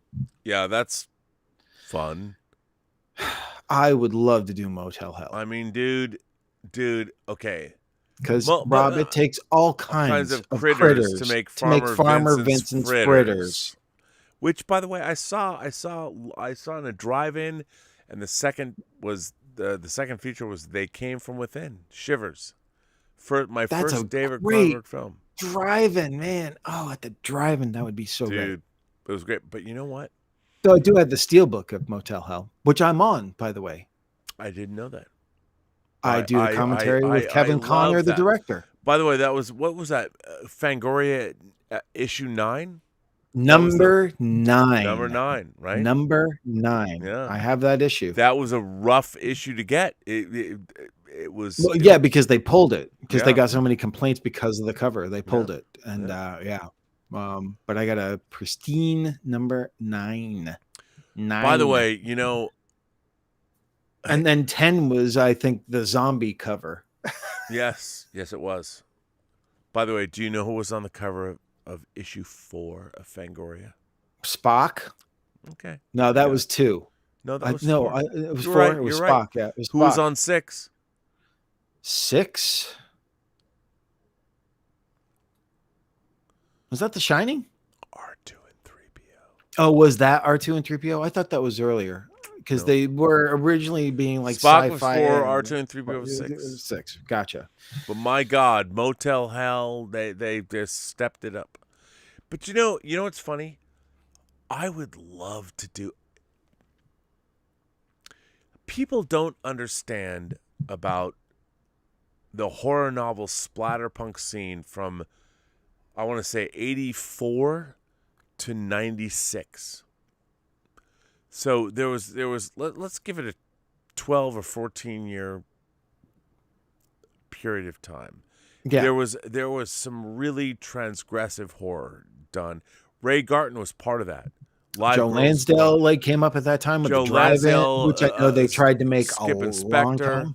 Skip Inspector, Scow. Yeah, Dave Scow. Um, I mean, and was Kathy Koja? Koja. Was she That then? was Or later. She was I mean, later. She was yeah, like it she was was like early 90s. Yeah, She was Nancy with Holder and Kathy Koja. That was the Abyss. The Abyss. the Abyss line, the Del Abyss line. And there was a lot of female. And what's funny was I bought all of it and read it Right. all. Poppy and- Bright was around that time too. Yeah, but Yeah, no, where that you had early 80s Lost stuff. Souls and yeah. I mean, it was. Was it Thomas Montanelli? He had a lot of books in the early 80s, I think. Yeah, I mean- and Thomas Ligotti, right? Yeah. Yes. I mean, it was a very heady time, very great, and to me, there are seminal novels of that time that you. have to, McCannum, of course. Robert McCammon. Yes, I mean, dude, and Slade. Oh man, I mean, and Michael Slade. Ed Lee definitely was, and and then Brian Keene came, a little later on and stuff like that. But Edward Lee. Well, definitely was the whole Necroscope. Oh, series. yeah, which they are trying to turn into a series now, TV series. Well, it's funny now that people like us are in power. And don't forget Dean Koontz.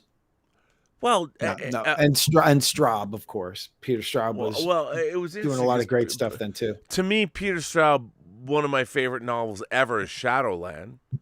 Yeah, that's good. And then like Floating Dragon, I loved, and Julia of course is he wrote Ghost Story, Julia and really Ghost good. Story, which is great. And then people are like, well, Peter Straub wrote The Talisman with Stephen King. Well, yeah, he did. He did. Oh, and yeah, F. Paul Wilson, too, with The Keep, and then the others. Yeah, but everyone was doing their own thing. It was kind of it was. No, it's amazing. If you were a horror fan, the '80s were a very, and Skip Inspector, The Light at the End, The Cleanup, The Scream. Which if someone came to me and said, Rob, here's $60 million, and you could make any horror movie you want, I would make Skip Inspector's The Scream. That's the book I would make. Well, I would do it. Now, it is a little dated. steeped in its time. It's dated. But no, dated. You just do it. No, but you have $60 million. You do it as a period piece. Maybe, yeah. I You mean, don't update it. You do it as a period. that book. Oh my god. Yeah. Ray Garton's Live Girls, good book, but I have to say, Skip Inspector's The Scream is one of the great horror novels of all time. I mean, it fucking rules.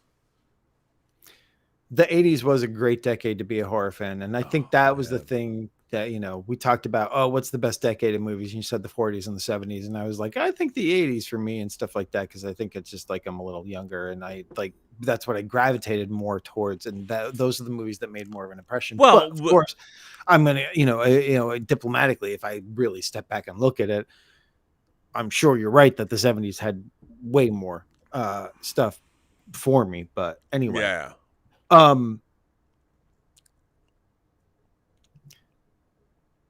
I need to refill. Why don't you let's bring on someone that we haven't brought on before. I always say that. But no, that's the thing. If someone chimes in and they pop in your thing and they've been on before, they're disqualified. All right, Dave. I'll do that. I'm laying down the law. So ladies I'll and be gentlemen, back in a second. boys and girls, kind soul, gentle beings. And wait, sorry guys. Okay. I want to hear about the topic. Were you a black sheep? I want to hear from the black sheeps and how you deal with your family on the holidays. Good call. Or do you deal with the family on the holidays? But I want to hear from new people we haven't had on before. How about this? Yep. If I recognize you, I'm 86ing you. Not because I don't love you, but let's get people we don't know. Let's get some fresh blood. I love that. We will feast on that fresh blood. Okay, so Dave, I will let you go. Go do what you need to do. Dave is coming back. Hi, everyone. I am Robert Meyer Burnett. Welcome to Midnight Metal. So now Dave is going away.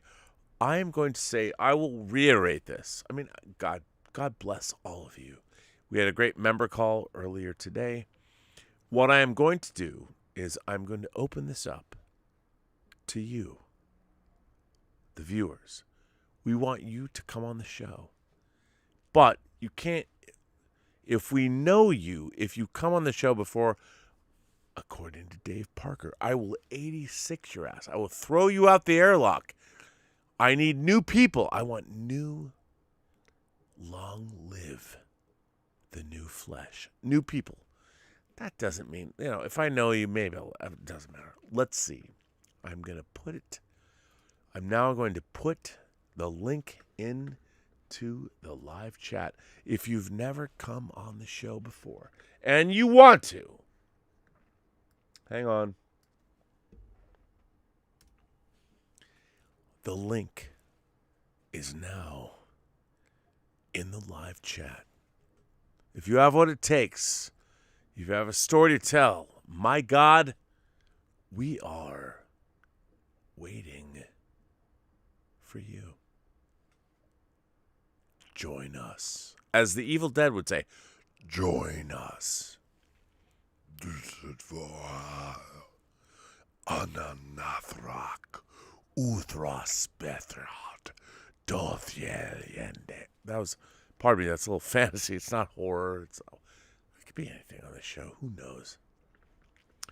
I'm trying to fill time before Dave comes back.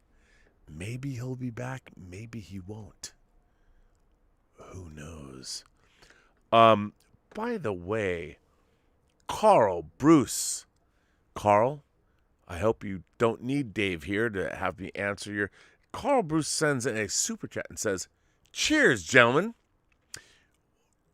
Dave, wait, Dave, are you back now? Hang on. We got Dave. Dave, we have a super chat. Awesome. Yeah, we have a super chat from Carl Bruce. Sends in a super chat and says, cheers, gentlemen. I watched Ghostbusters last night. It's okay, but no scary scenes. Talking about rape scenes, The Entity. That was tough. Or Ketchum's Evil. Jack Ketchum. Oh my God. By the way, we have the Professor. I think we're gonna get schooled here. Well, judging from I'm seeing Ghostbusters tomorrow. Yeah, I haven't seen it. I'm looking forward to it. But yeah, I'm looking at the Professor. he's very. It's not working out, buddy. Yeah, No, the picture is all messed up. We can't see you, man.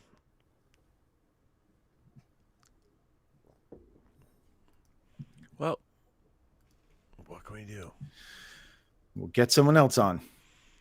Yeah, I mean, it'll be interesting to see. So let me ask you this, Dave. Yeah, As a horror, I mean, we've worked together. We've made a horror film together. Yeah, and, a little rough around the edges on that one too. We were definitely channeling the pulp horror of the 80s. Yeah, like we talked. Yeah, the horror novel. And look, Dave Scow was one of those people. Yeah, and bring him up. But I would ask you. I mean, I dream. By the way, you have a project called Rotten Apples. One of many, but yeah, that's the one I shared with you. Yes, there's a specific project that I think you've done a wonderful job of developing, and I would like to make that movie. I would like to make that movie. Yeah, and the writer would be the most happy if that movie got made. Well, yeah, I think we all would, but yeah, and I'm trying. By the way, I'm looking with that is in I'm trying to find money for it, and things are going pretty good. But it's a long road to hoe. It's a long road getting from here to there. Oh wait, Star Trek. Sorry, but no, wait. What did you say? Nothing, Dave. Nothing. Guys, what am I gonna do? Nothing. There's nothing. Slap yourself. Okay, good. That's right out of a Star Trek episode, by the way. Wait, you said it again? Wait, hang on. I don't know. Oh, the Professor is there. He's back. Professor, can you hear us? Yes. We can hear you, but we can also hear feedback from the live yeah, you're chat. going to have to turn off the show. Charlie Unicorn, how did I almost catch an STD? Where do you come up with this? Well, to be honest, so the Professor, hang on a minute. I'm going to put you into the show. Yes. Oh, wait. Your camera just messed up again. Oh, there. Now it's better. He's good. He's there. We can see him. It's good. Okay. In a world where the Professor is going to join us. Hang on, Professor. Give me just one more moment. Oh, we lost him. We lost him again. We lost him again. Where'd he go? Oh, now he's back. Now he's back. Yeah. He's back. Yep. So, the Professor, are you ready to go on to Midnight Metal? Are you ready to join us? Well, let's just see. Let's try. Welcome, the Professor, to Midnight fucking Metal. The Professor, are you there? Can we hear you? Can you hear me? Oh, yeah, yes. We can hear you. So let me ask you, sir, as we ask anyone on this show, are you feeling fucking metal tonight, Professor? Are you feeling fucking metal? Fuck yeah, dude! Fuck yeah! Oh, there we go. There we go. Fuck yeah! Nice. That's some fucking metal shit. So, Barry. All right, Professor, give us the rundown. Who are you? Where are you from? Who are you? Where you're from? I am in the middle of nowhere, North Dakota. Okay. What the fuck? Is it cold yet? Damn, you're a good man. Yes, I am kind of gone crazy. I live out here in the middle of nowhere for about a year now. What brought you to North Dakota? Did you sound like I think I'm going where no one is, so I'm I gonna can't. go to North Dakota, the most metal fucking state in the United States. What brought you there? Oh my God, so many crazy things. Probably I'll say COVID overall. Okay. Were you trying to escape the virus? Or No. I used COVID was an opportunity. Well, it was a horrible thing for many people, but for me, it ended up kind of was in a situation where I had an opportunity to move to Minnesota or Montana, I mean, where I have family and I've been wanting to move there. But the market was flooded because of COVID. So in a weird way, I ended up not getting a place in Montana like I wanted to, and all of a sudden I ended up in North Dakota. Sorry, long complicated story. Gotcha. Long Wow. complicated story. Let me So- ask you this. How are you feeling now? Oh, I'm good now. You're I'm good now. really good now. Fuck yeah, dude. Fuck. That's yeah. great. So Yes. I got to ask you on topic. So, are you a black sheep? Yes. Okay. How so?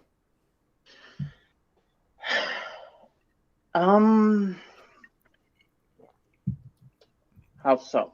What makes you the black sheep of your family?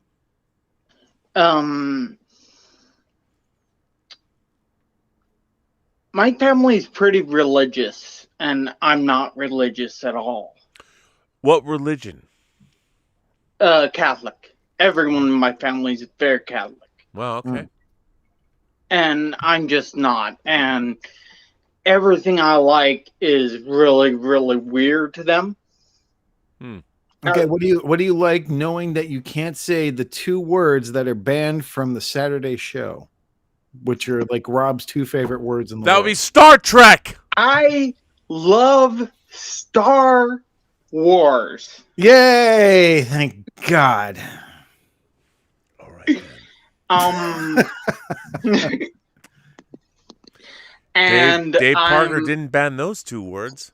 Rob, you task me. You task me. I shall have you. You chase me round the moons of Nibia and round the Antares maelstrom and round perdition's flames before I'll give you up. Let me just say, Dave Parker is, after Rob, Dave Parker is my favorite person I've heard on your show. I love Dave Parker. Thank you. I agree with almost everything he says. Almost. Not everything, but almost. Well, I have to say, even I agree with almost everything Dave says. Almost every. You know what, Rob? I agree with almost everything I Yeah. say. But that's good, Professor. I mean, let me ask you this. I love Dave Parker. I'm a big fan. How did you discover the show? I discovered you on AMC Heroes, Oh and my I've been God. watching everything you've done Wow. since then. That's Wow, years man. ago. That's 6 years ago. Yeah, Well, cheers to you, sir. Thank you for watching for Yes. so long. Awesome. thank you. Now, are you upset that he's not on John Campea anymore? Let's stir that cauldron up. I did like his difference of opinion on John Campea's show sometimes. Do you still watch John Campea? I do. What do you I think of his disagree new with a lot of co-host? things he says, though. Okay. John show's great. I mean, Yes. look, No, it's just different. It's just different with. I mean, again, different people, different things. Though I heard a rumor that he wants you on a couple times a week, if possible, even remotely. I've heard some rumblings. I don't Perhaps know. you Look, can't discuss those things. Here's the thing. First of all, I love John Campea. No, I know. I'm not trying to start. I'm not trying to start anything. No, I'm just saying. But it's so weird. I love John. I think John he's a terrific guy. He's a great boss. He does a great show. He does. I've been streaming with him for 3 years, 3.5 years. It's so weird that like I don't understand why he wanted to make it. Like I understand what John wanted to do. He wanted to bring it in the studio to have that. I get it, Right. but for me, Oh, like it's not practical. I was doing John shows 4 times a week. I was doing Monday, Tuesday, Wednesday, and Friday. Mm-hmm. And for me, I would have to drive 2.5 hours. The thing is, driving there it's shorter, and driving back it's longer because of traffic. Yeah. I mean, I'm only on a show for 90 minutes. No, it makes it doesn't make sense. But hopefully he gets you back on a little bit, even remotely for a little bit. Yeah, Would but be great. it's so funny. I hope like, that'd be awesome. I love John. I mean, I I'm think not he's the best. and trying to start a I war do between too. you two. I was I just No, do no, want not at John all, but- Kempia first, which is what brought me on to AMC, which is what led me to you eventually, Robert. I appreciate that. No, So but- I love John. I respect John Kempia's opinion. I hold his opinions very high. I think he's very smart. He's a very intelligent man. You know, because he's got that law, he's got the law behind, you know, he was in law before he did podcasts. Yeah. And you So know what? I'm- You know what? People don't. I don't think people know this about John, but he's a family man. He loves his family in Canada. He worships I his mean, wife. ultimately, yeah, he Anne. really wants to move back to Canada. Yeah, he's a really good person. Like he's a really great guy, and I it's so weird to me. I'm like, you know, and let me point something out. There is no beef between us. Like I've never had a bad experience with John Campy. I hope you don't think I was insinuating that, because I wasn't. No, not all. But they're all people like that. Well, Rob, this They must have had a falling out because Rob's not on anymore. No, he said to me Right. that he wanted to change the channel and have it live in the studio, and I'm like, I couldn't be with him for a week because I was working. I was literally working. I was like, dude, I can't. Right. And it's frustrating to have people think that there's some kind of beef between us. Not at all. But Robbie needs to get paid. I'm not saying specifically for him. That's why you couldn't do that. You have to do work because you got to make money like everyone else. I mean, and by the way, it's like, even John said, well, I'll pay for your gas or whatever. But I'm like, I appreciate that, but it's like gas is like $5.15. It's in crazy my right neighborhood. now, of course, and it's only going to go up. But anyway, Yeah. hold on. We have a guest on, so Professor. Yeah. So your family's very Catholic, so but what are the things you're really into Star Wars? But was it other things that you were into, and how did they make you feel like a black sheep? Was it just the religious stuff, or was it other stuff too that you liked that they just don't get or understand? Thank you, Dave, for asking. I appreciate it. I was gonna mention more like The Fly. Like I'm a fan of the older, more obscure. Like I love the original Fly movies. You know, the old black and white Fly movies.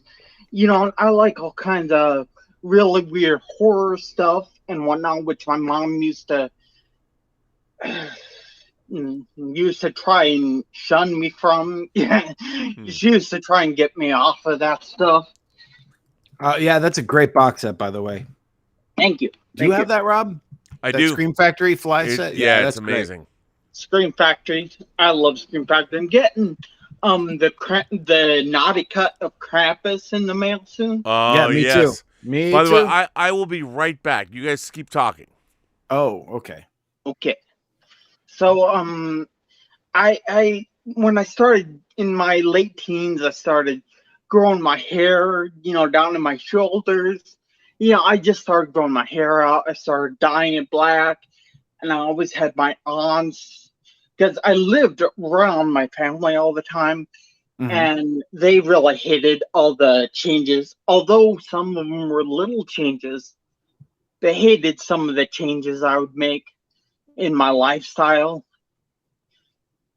You know, and Yeah. I just kind of, Yeah, I just kind of grew apart from my family a lot. Yeah, they So weren't now thrilled I when I don't started really growing see- my hair when I left and I started growing my hair. I mean, just it's funny. It's like it's just hair, guys. Really, get over Yeah. it. Well, yeah, no, that's a tiny little change, but I'm just saying that little changes like that, I did a lot of little changes like that, and I got a lot of crap from my family for it.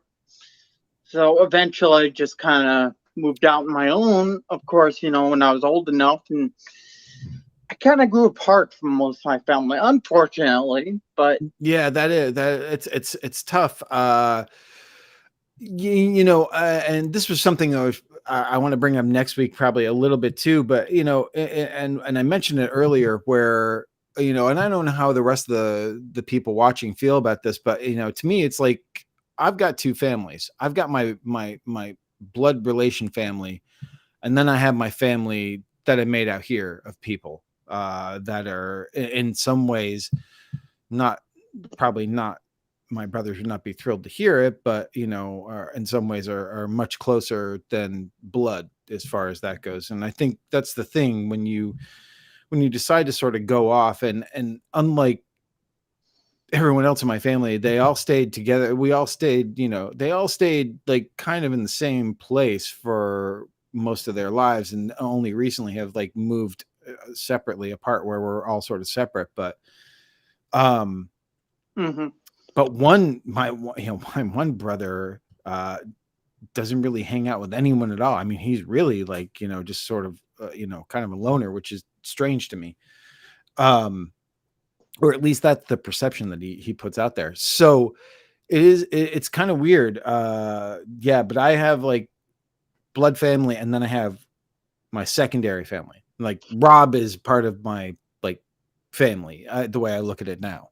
and that's super awesome, and Yeah. I get that 100%. I'm not really close to most of my blood family anymore, Right. but my current family, I live with my girlfriend. I'm not out here completely by myself. I do I do I mean, have at that's the least other thing. one It's other like, human being to I keep can't, I me. don't know how people would, I don't know how anyone exists like totally by themselves. That's a different mentality that I don't understand. Like Yeah, those yeah, people who want to be just totally alone. yeah. I couldn't stand being totally alone. So I live with my girlfriend. She's the only human contact I really have out here because we really are out in the middle of nowhere. And did you choose the spot to be just away? I mean, because obviously there are places, there are towns and cities and stuff around there, but did you just choose to move way out, or how did that happen? Well, it's a funny story. It actually involved my girlfriend's mother.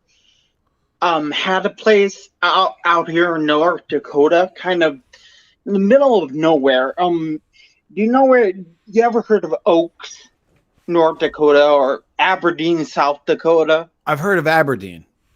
Okay, we're about a mile. I don't know if it's north or south, but it's in we're right on the edge of North Dakota. Okay. Right before Aberdeen. We're like an hour away from Aberdeen. But I mean, obviously there's got to be some town close by. You have to be able to get supplies and things like that. It's not like they like airlift it down to you once a month or something. I hope that not. would be cool. I mean, obviously you get that would be cool. You get Scream Like, okay. Factory Blu-rays. I assume someone is, delivering those on a daily basis. Surprisingly, we have good internet here. Oh, that's good. And I've always gotten all of my mail, which is good. Because we don't hear they steal our mail. Kind of worried about getting all my mail. But no, there's a little town called Oaks, North Dakota, which is like 25 minutes away. or something Okay. like that. But anyway, it's just my girlfriend, and we have 4 cats. And Oh, so my you have a cats whole are my family. Yes. Yeah. I Crazy. adore my cats very much. I don't think you can really see Orangey much right here. Oh, I can see. Yeah. Yeah, we're big cat fans over That's here. a tabby. Yeah, cats are metal. Cats are very metal. Cats are fucking metal because if they don't like you, they will fuck you up. Dude, Yes, I am yes. house sitting. I am cat sitting my friend's cat right now. He had surgery like a couple weeks ago. He's got this gnarly scar all the way down his stomach now and everything. That little bastard is friendly in 1 second and then bite the shit out of your hand and claw you the second. Yeah, well, awesome. I have to say that here in Pasadena, I don't know if you guys know the Nextdoor app, but it's a nosy neighbor app, and people post like we have coyotes in this neighborhood. We have coyotes everywhere here. Yeah, coyotes Everywhere here. and Everywhere.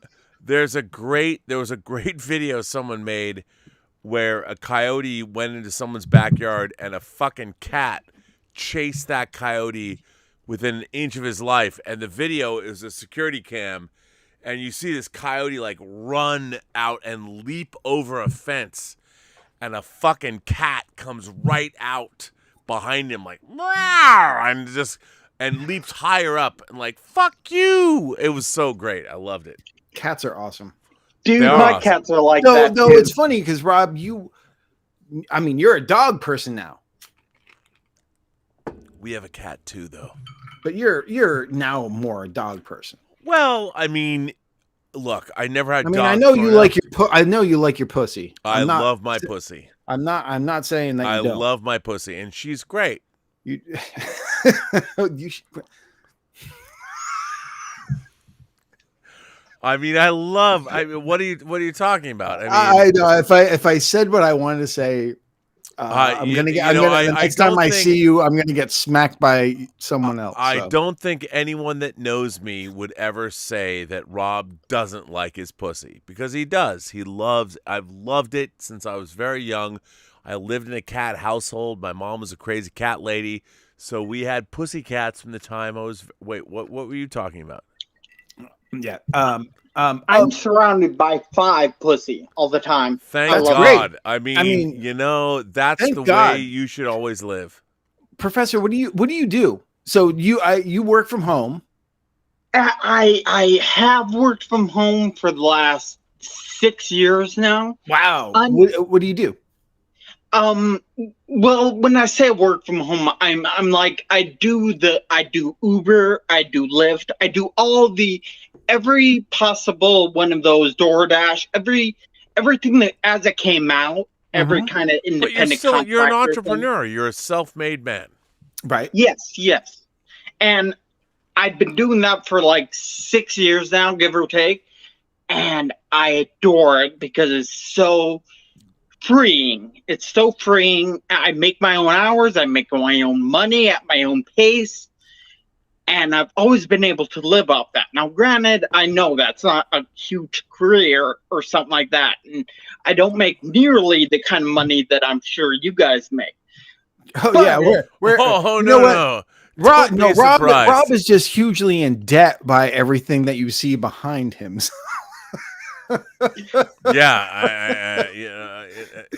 Actually, the only reason I can live the way I live is because Dieter Bastian supports me. Right? Yeah. My God, I don't want to even know how much money you owe him, dude. because you just your hot you toys, just go. okay. Just Oh, go, dude. oh, you got to give me that. You got to give me that. If you think about it, basically, with postage. I'm going to announce something. I'm going to announce something on this show that even Dieter doesn't know.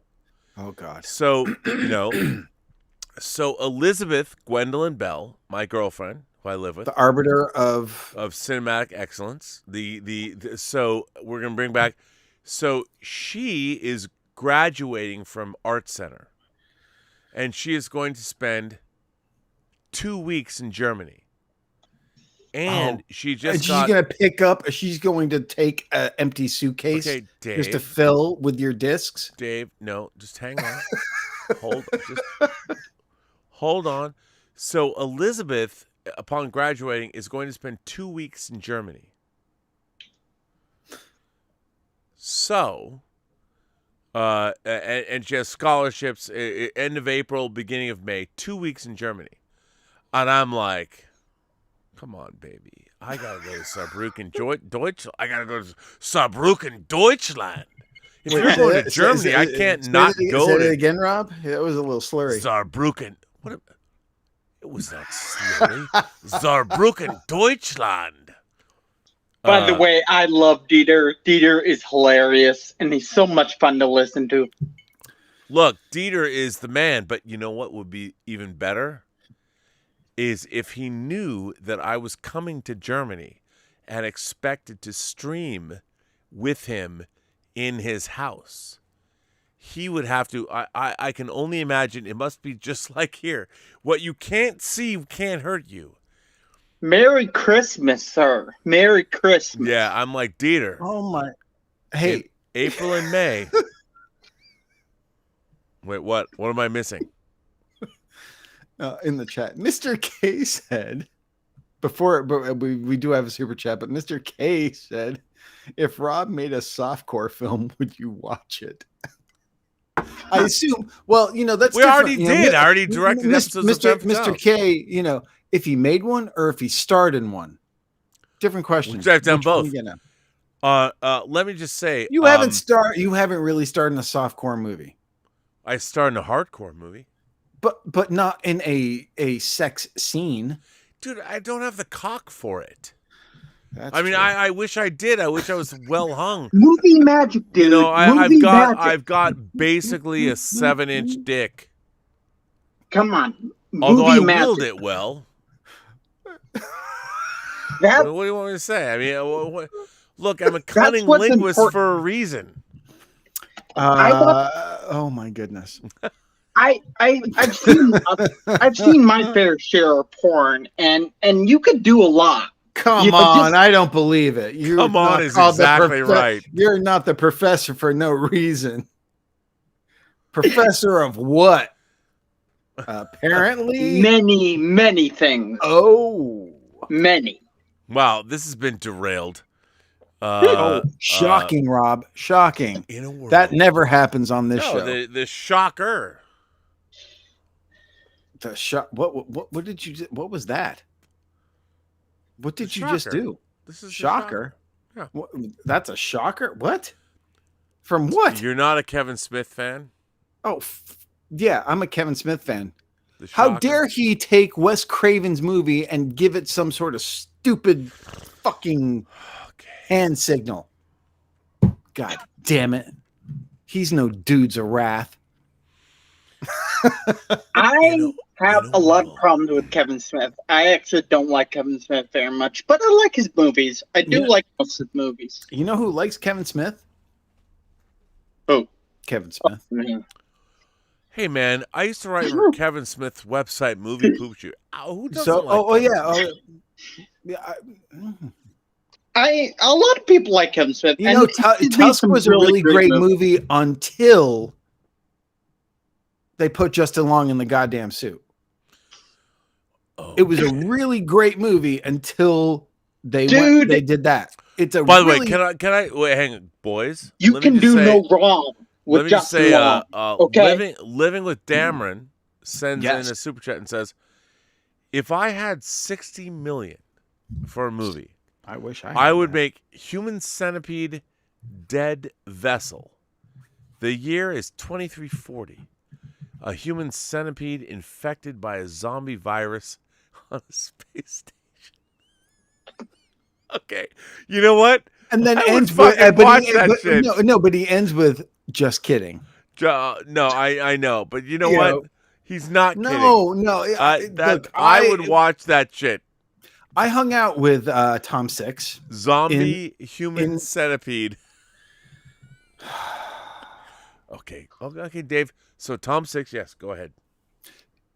You know what would happen in a zombie human centipede? The end of the human centipede would be the only one left being zombie because everyone else would be eaten through their ass. Yes. Yes.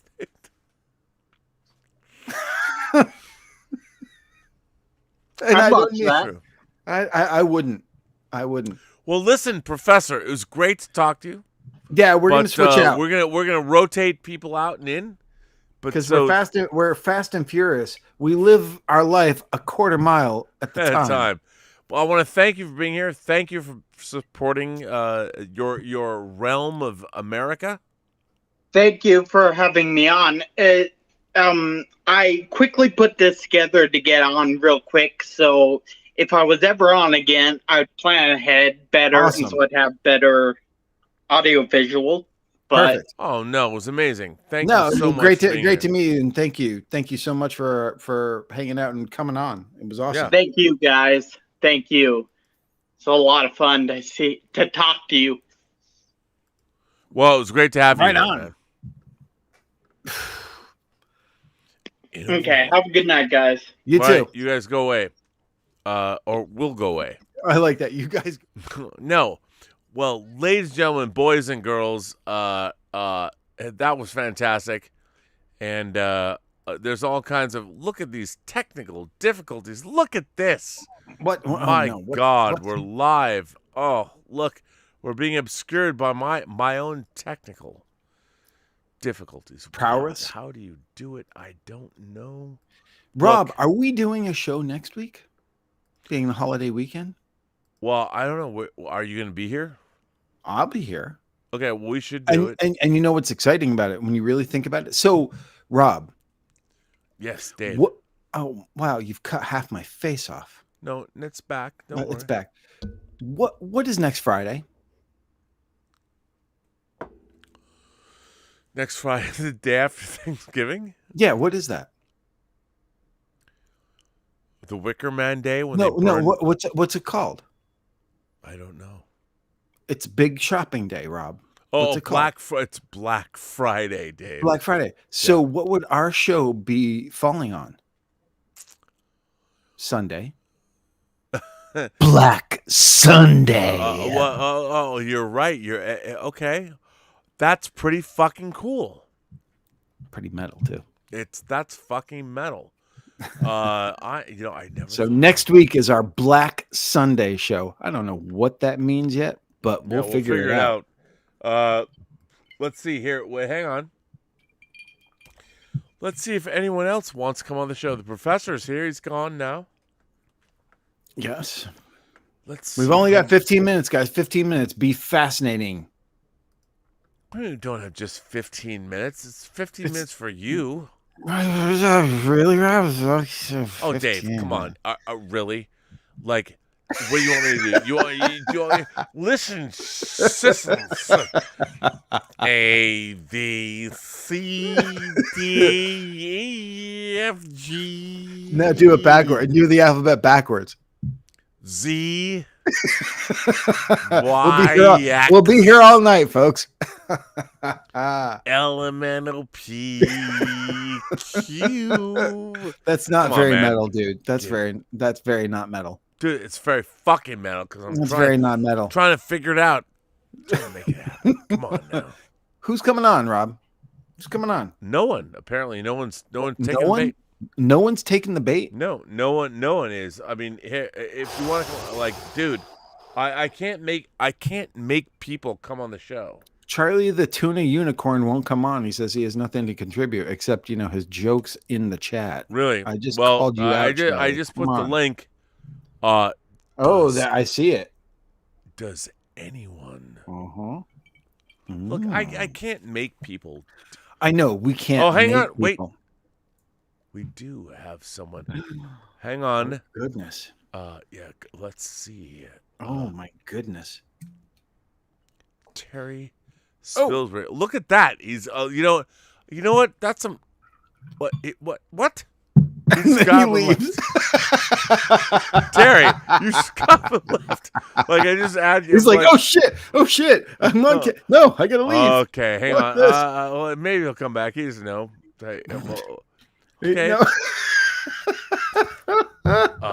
It's not for me to say. Just you know what I'll do? Oh my goodness. In a world where he just left. He just went away. Hello. Hello? Mr. Looks Potato like he's Head, got his Christmas back doors tree are up. not secrets. He's got his Christmas tree up, though. Oh, Good. now, can you hear us? Hey, Terry. No? Hello? What's going on, buddy? Hello? Hello? It's okay. No one can see him because we I have know. a I know. professor. Where am I? Yeah. In a world. Oh my God. Hey, Terry. I feel bad because hang on. Maybe I should just like. What? Can you hear us? Yes, Terry. Can you hear us? Are you there? Yeah, we're there, but we can barely hear you. We can hear. Barely. No, we can't really hear you. We can hear. It We can sounds- hear it's- us. It You sounds like you listen have to no us. microphone, that we're hearing you through your computer. Hmm. I don't know what's happening, but my God, you have so much to answer for, so I can't wait to have you on the show. Come on now. I know, right? You're like, uh-oh. No. Oh. I like. You can hear us, but we can't. You sound like you're only coming through. Do you have a microphone?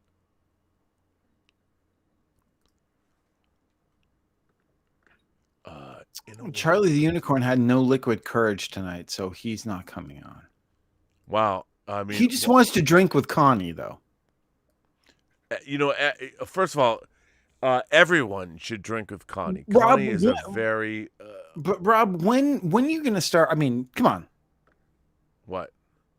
You have so many people that watch you. Do I? I don't know.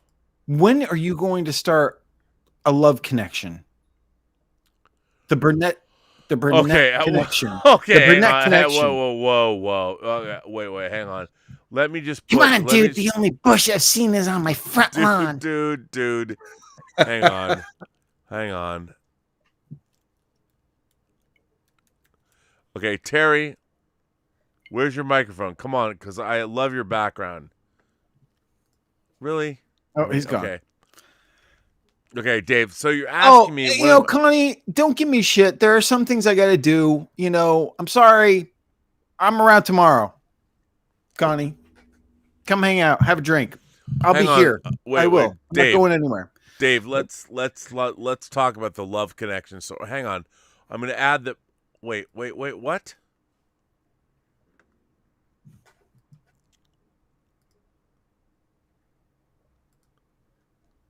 Where did Terry Spilsbury go? Why is it so hard? Spilsbury? Yeah. That's an awesome last name. It is great. Oh, my God. So, it Dave. Sounds like we should own a pastry company. Hang on. Let's go back to the post-geek singularity dating connection thing. You should be the Chuck Woolery of the post-geek singularity. What, 2 and 2? 2 and 2? Well, I don't know. No, I think you would be more. Look, I can do this because I'm not banned from doing it. I think you would be doing instead of 2 and 2. Okay, no, it's 2 and 1, and I'm just saying it's not. I guess it depends. I guess it depends on how many fingers you actually need to compensate for. Wow. Okay. You were the one who said it, man. Yeah, it's true. Hang on. Let's hang on. Let's make sure that Terry's here. Terry, there he is. Oh my God. We can see you. Yes, sir. Absolutely. Yes. Well, we can hear you. Now, hang on. We're going to do some editorial. Edit the shot. Make sure you're back in. And let's do this and add you. And we're going to put you in, coach. Look at that. Come on now. Wow, you have an incredible collection of stuff. I want to talk about that. I want to talk about your... Yeah, but you should see where I live. It's exactly right. So, hang on. Okay, let me. You shouldn't see where he lives. Oh my God. Yeah, you should. Don't. You ever see what in the ghetto? Well, really? Come on, dude. No, I'm kidding. Okay, in the ghetto. Let's welcome Dave. Pasadena. Let's welcome Terry Spilsbury to Midnight Metal. Terry, let me ask you before we ask you anything. Are you feeling fucking metal tonight, Terry? I am always feeling fucking metal. Are you? Absolutely. Yeah, Prove it. bro. Fuck yeah, you do. Ah, Now prove let me ask you, bro. You in your background there, you got your head against the screen. I don't know. I'm kidding. No, you have a lot of cool shit behind you. What are you collecting there? What are you looking at? What's behind you, man? What do you collect? Well, there's a Jaws. There's the Jaws 2 all of thing this you were part- talking about, and the Jaws 3D. Yeah, all of this part is just television movies like Doctor Who, Married with Children, Buffy the Vampire Slayer, stuff like that. But do you have the Bermuda Depths? Just kidding. No, not yet. Okay, but look, as you Dave and the Parker, Bermuda Depths, you're like just Terry, such Terry, a Burl stop. Ives fan. I have to ask you, as Dave pointed out, you have the Jaws 2 and the Jaws 3D artwork right behind your head. First of all, kudos to you. You fucking rule. And you are fucking metal as fuck. Why do you have those behind you? What's up with that, dude? Those are vinyl. You have the actual soundtrack for Jaws 2 that we were just talking about. We didn't even know it, and you're here now. Yes, the only one I'm missing is the soundtrack for Jaws 1, unfortunately. I haven't been able to find it in a while. Well, the Jaws 3D one is actually kind of rare to find as an LP. Yes, really? I've owned the Jaws 3 one for about 20 years now. It's great. I actually got Dude, Rob, you have the Jaws 2 vinyl. We were just talking about it on the show tonight, and I'm that looking cover at that. and that cover, bruh. Rob, did you get the expanded scores for Jaws 2? I got the expanded ones for Jaws 2 and 3. No, I two didn't. Two disc sets. They're amazing. No, mine are unfortunately only one disc. No, I mean these were CDs that were put out. First of all, Terry, score. I don't think we've given Terry his proper introduction. Terry, Oh yeah, sorry. Where are you coming to us from right now? England. Whereabouts? Where in England? Unless you don't want to say. Yeah. City of Wolverhampton in the West Midlands. Okay. Okay. Well, thank God for that, sir. And let me just say, you have our mad respect for having the Jaws 2 and the Jaws 3 vinyl on your wall, sir. So I also have Bright Night. Oh, sweet. You also have that's Star Trek 2, isn't it? Wait, Rob. Dude, I just saw it on his wall. You can't say it. You could say Wrath of Khan. Terry, that's Star Trek 2 right there, isn't Rob, it? Right below Jaws 3D. Rob? Yes. Fuck Rob? Yeah, dude. Rob? Yeah, it is. Rob? Dave. Slap yourself. Oh, Star Trek 2 is the greatest Star Trek movie ever made. Terry can say it. You can't. But he does have the soundtrack album. Yes, of Wrath of Khan. You can say Wrath of Khan. Oh, okay. Yes, I'll say Wrath of Khan. Jaws 2, Jaws 3D, Wrath of Khan. Terry, can I ask you what is right next to Star Trek 2? Looks like Battle Beyond the Stars. No. It's Back to the Future. Ah, nice. Oh, nice. All right. I wanted to say you're welcome, everyone, to actually seeing Rob slap himself. You're welcome. Well, that's actually a Star Trek thing too. Kirk does that in Plato's Stepchildren. Wait, what'd you say? Slap yourself? No, Dave, I'm not going to. No. Terry, let me ask you. Yeah. Before we get into what else you collect, because obviously there's a lot of stuff to look at. No. Are you a black sheep? Absolutely. How so? Wow. Give us the rundown of how you are a black sheep, and is it with your family or? With most people, to be fair, I do have friends, but they do kind of look at me weird when they come in my flat sometimes. Okay. My family's never really understood. Yeah. Because a lot of them, we grew up enjoying a lot of the same things, but a lot of them kind of grown out of it now. And they're still kind of looking at me like, why are you still, at 42 years old, why are you still spending your money on this stuff? Oh, so do you get the you're a stunted child sort of look? Yeah, yeah. Fuck that. Yeah, Rob, man. I mean, you know what? I am so glad that you have the chick from Black Panther on a throne right behind you. Oh, you mean me? You mean me? Yes, I said Rob. Yeah. Well, yeah. I mean, I know walking into Rob's oratory looks like, walking into, the back warehouse of a comic shop or something like that. But I mean, I'm just looking at all your Marvel collections and omnibuses and everything else. It's like Mile High Comics at, Comic-Con, everything's half off. But it'd be the most nothing is amazing. half off in this book. Yeah, I know it'd be the most In this amazing. hizzle, swap nothing meet is half ever. off. But hang on, no, I appreciate that. But No, let's Terry, go back getting back to you though. No, seriously. no, But I was, what? But obviously you have. Terry disappeared. He'll come back. He'll be back. He'll be back. He's right He's back. back He's now. coming back Yeah. now. So Terry, hang on. Let me ask you a question. Yeah. So obviously having the Jaws 2 score, you're a fan of film music, and the Jaws 2 score is an incredible score. Yeah. Some people say, well, it's just Jaws 2. No, it doesn't mean John Williams slacked off. I mean, like we were talking about earlier, the opening cue on that score is it's called the Orca. And it begins with the harps. harp. The harps. And it's so beautiful. It's so amazing. And I love the soundtracks from all four movies. I thought all four movies, the audio soundtracks from was just amazing. Even if some of the films were a bit of a letdown, the soundtracks never really swayed in quality. I don't know. I gotta say, Jaws: The Revenge. There's a little difference in quality compared to Jaws 1 and 2. Rob, do you know who did? Do you know? In the intro sequence, when they first did the original Jaws theme, more updated, it's one of the better versions of that intro theme for me. Yeah, but then then during the Jaws 2 Jaws: The Revenge score, you get the and it's like it's kind of awful. It's really late 80s. It's really mid 80s, like bad scoring. But Rob, do you know who scored Jaws 3D?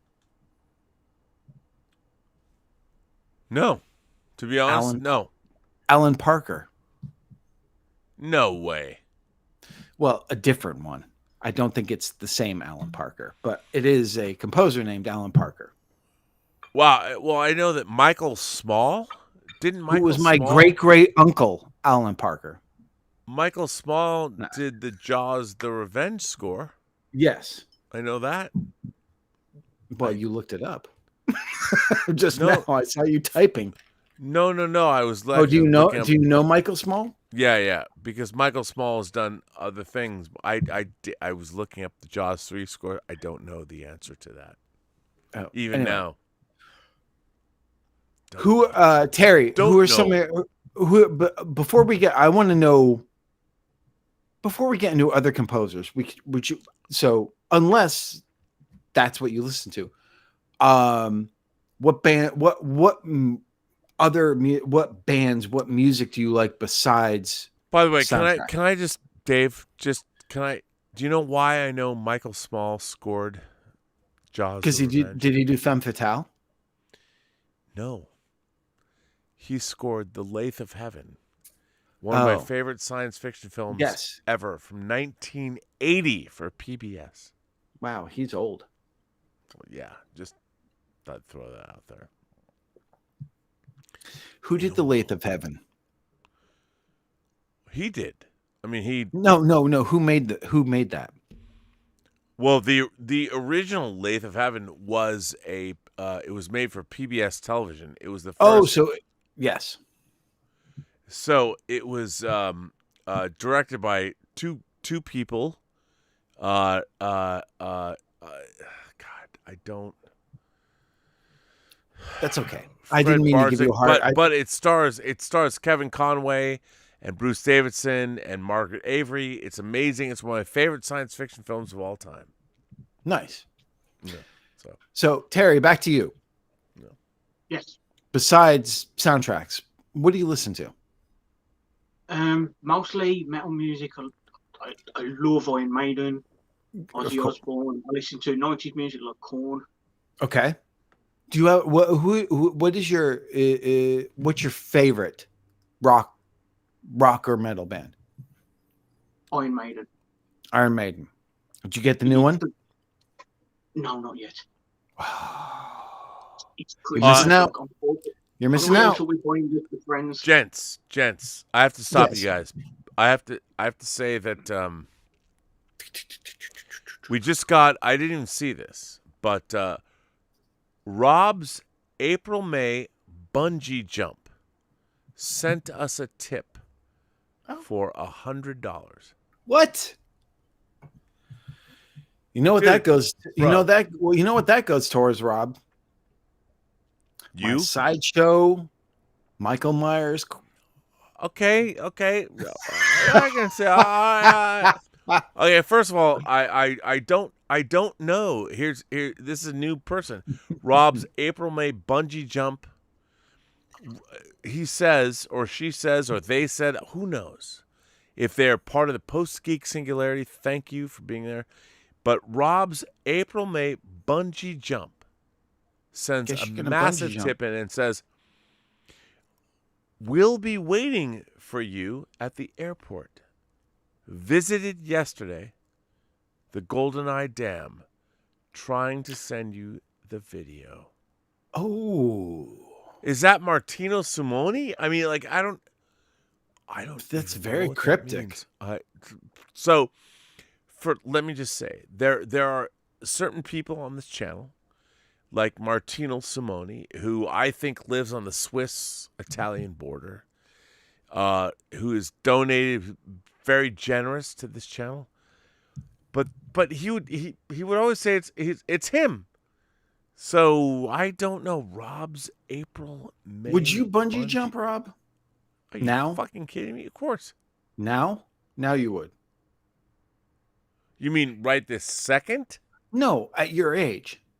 Well, fuck it. What? Of course. Why wouldn't you? What? Look, Dave. No, I'm not. What would you? So you'd bungee jump? Would you jump out of a plane with a parachute? Of course. Of course. I mean, Have oh you? my God. You haven't done any of this though.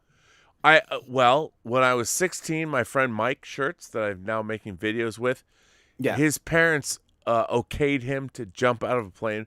My parents would not. I'm like, what the fuck do you care? If I was gone, you wouldn't miss me. I So mean, you're they not- might have. So you're but- not afraid of heights at all? No.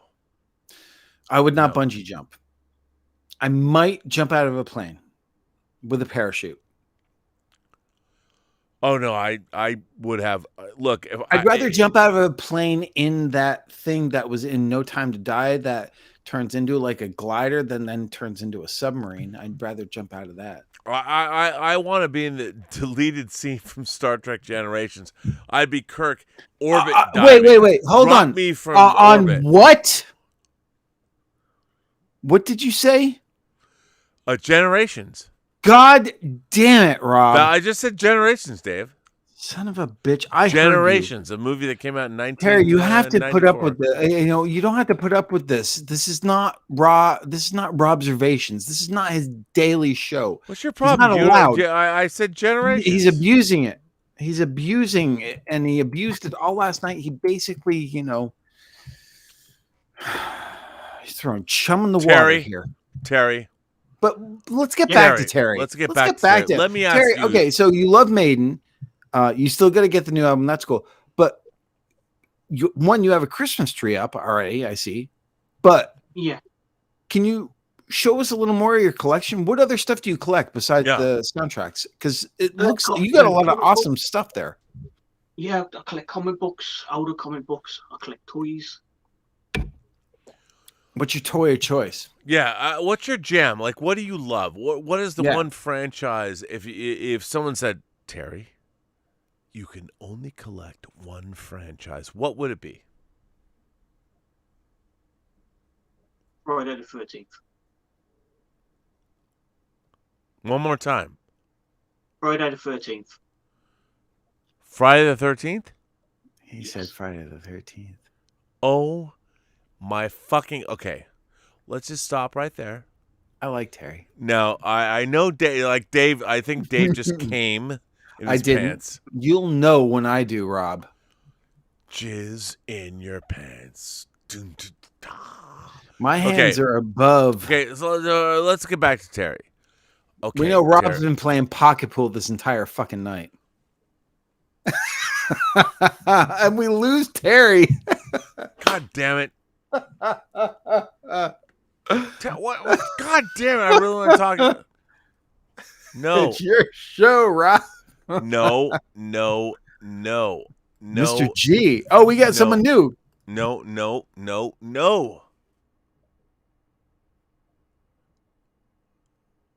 Oh my God. Rob? Yes, Dave. I think you kicked me off or someone. I don't know what's going on here. Dave, you're here. Dave, I'm you're here. Okay. back. Well, there was someone in waiting, and there's Terry who's back. Sort of. No, I'm off now. I'm back now. I'm off now. I'm back.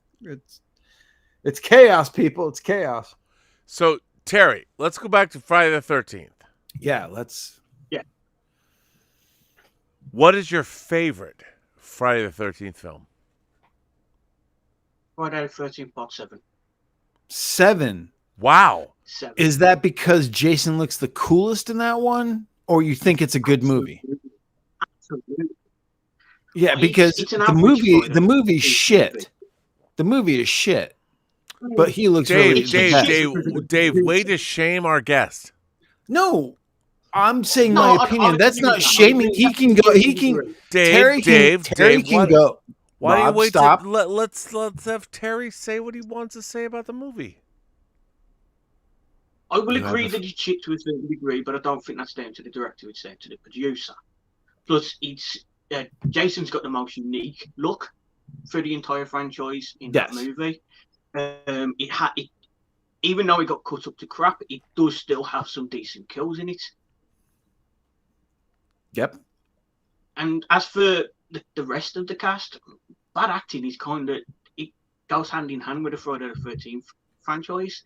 So I don't really think you can judge it by that, because you don't really watch a Friday film for the cast. You watch it to see Jason. Well, it's funny. And then Terry, there's other films, but Part 8 is so much worse. Wow. Which one? Part 8. Part 8. Well, Part 8. Terry, I have to say that I have to say a shout out to you, sir, because you have injected a philosophical question into the idea of the Friday the 13th franchise. Like from a philosophical. So to me, Dave, stop. Sorry. Why do you laugh? Come on. Please continue. So, because I really have a very good discussion to have with Terry when you finish. So for me, Terry, I am a big fan of the first film. I love Friday the 13th Part 1 because I think it as the viceroy of verisimilitude, I think it is the most realistic of the franchise. It feels real, and I know it. Well, Terry's gone. Why do you have to laugh at me, Dave? Why? No, what I was going to say, Rob, is this. What's interesting what Terry said, and if he comes back, and if he doesn't, we'll bring Mr. G on. Oh, Mr. G left. No, it just disappeared. Oh, Terry's coming back. So then finish your thought, and then I Okay, want to, so Terry, let me finish my thought. Let me ask you a question. Thanks for hanging in there with everyone. Thank you. Yeah. So, I mean, ultimately, you're the uber fan of the Friday the 13th franchise. So I love the first film. And the funny thing about the first film is there is no Jason Voorhees, as everyone knows. I don't want to spoil it. I know it's 41 years old now. But still, I mean, is Jason even real? Dave, Terry, what do you say? But Is Jason I'm real? asking, is Jason real? Is Jason Voorhees real, or is he a figment? Is he just a story trope? I would like to think he never died as a child. I would like to think he was out there watching his mum. Wow. Okay. Yeah, I don't think he drowned. And that's why The- part the two theory- exists, the even though theory I don't care what the filmmaker said. At that point, the movie has now become the fans' series in a way. What was interesting, what I wanted to talk to Terry about is what is interesting is what he said with in regards to part 7 and everything is like people don't watch it for the other characters. They watch it for Jason. And I agree with him. But the thing is, I find that happened at a very specific time. And that happened after that happened during part 6.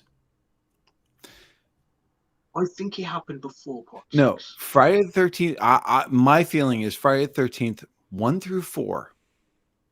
People were still afraid of Jason and they were not rooting for him. They were still afraid of him. When he came back from the dead and became a zombie and this undead thing, and you were in 1986 and later, that's when the audience started. And they did the same thing eventually with Freddy with part 3. They started rooting for the villain instead of being afraid of the villain. And there is this dividing line, especially in the Friday the 13th movies, where the first 4 are what they are, but you are more frightened and scared and more about being afraid of Jason or Mrs. Voorhees. And then afterwards, you're rooting for him. Well, hang on. Oh shit, Terry. I know, Terry. He'll be back. Let me just. He'll be back. But hang on. I just have to address. I have to address. Before then. Hold on, Terry. I have to address. I mean, already Rob's April May bungee jump, a huge tip sends in. I just want to reiterate. We'll be waiting for you at the airport. I already said this, but visited yesterday the GoldenEye Dam, trying to send you the video. Well, goddamn, send me the video. But so, Rob, April May bungee jump, sent in a $50 tip and says, "I'm a secret admirer from the Swiss-Italian border." What? Okay, I'm not going to out you. Who? But I'm not going to out this is? One of the great. I think I do. I think I do. Wow, look at you. I want to know someone from the Swiss-Italian border. Okay. First of all, this guy, his taste in automobiles is amazing. Exquisite.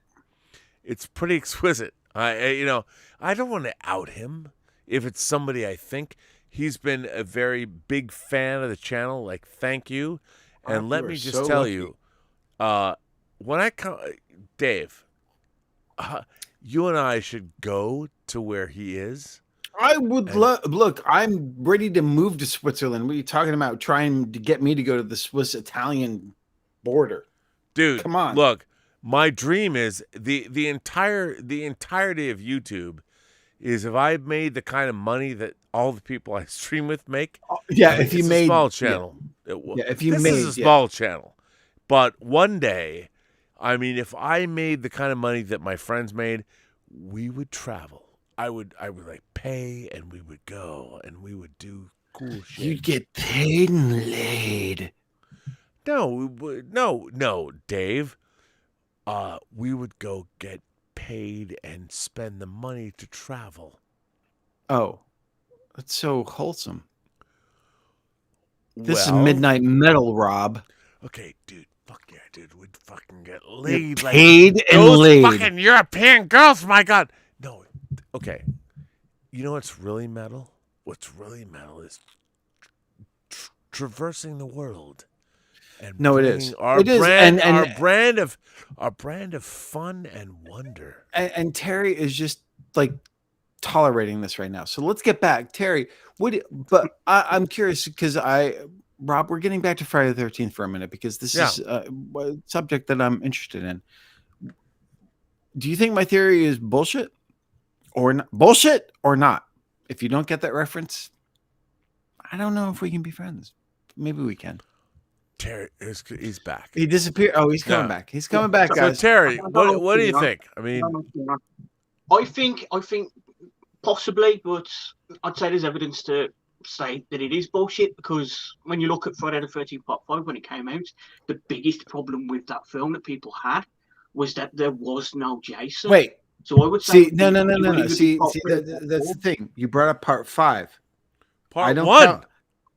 Oh, he's bringing up Part 1 or Part 5? No, he brought up Part 1. There's no Jason as a killer. No, wait. The New Beginning. Say it again. Friday the 13th Part 5, A New Beginning. Part 5 he brought up, Rob. Yeah. I heard. I don't count it. I don't count it. I don't count it. I don't count it. Personally, I still, because it's got some of the best kills in the franchise, so it's still an enjoyable movie. No, I like it on that sense, but as far as what I'm talking about, as far as people being afraid of Jason and then people rooting for Jason, there was that dividing line between 4 and 6. I don't think the two things are necessarily different, though. I mean, maybe some really like nasty, crazy sadist like rooted for Jason in 1 through 4. Wow, you guys, come on, man! I'm just gonna lean back and to let you guys just talk it out. Maybe. I would say that in somewhere between Part 3 and Part 4. No, because I was terrified of Jason in Part 4. That was his most savage in Part 4. Well, the first Friday the 13th I ever saw as a kid was Part 6, and that one terrified me. And I love Part 6. I love Part 6. Part 6 was amazing. And Part 6 is the most metal. Part 6 is the most metal one, Rob. Just so you know, because Alice Cooper did the song. Oh, I know. And by the way, this is my favorite Midnight Metal segment ever. Just so you guys know. I mean, we can. It's also the campiest.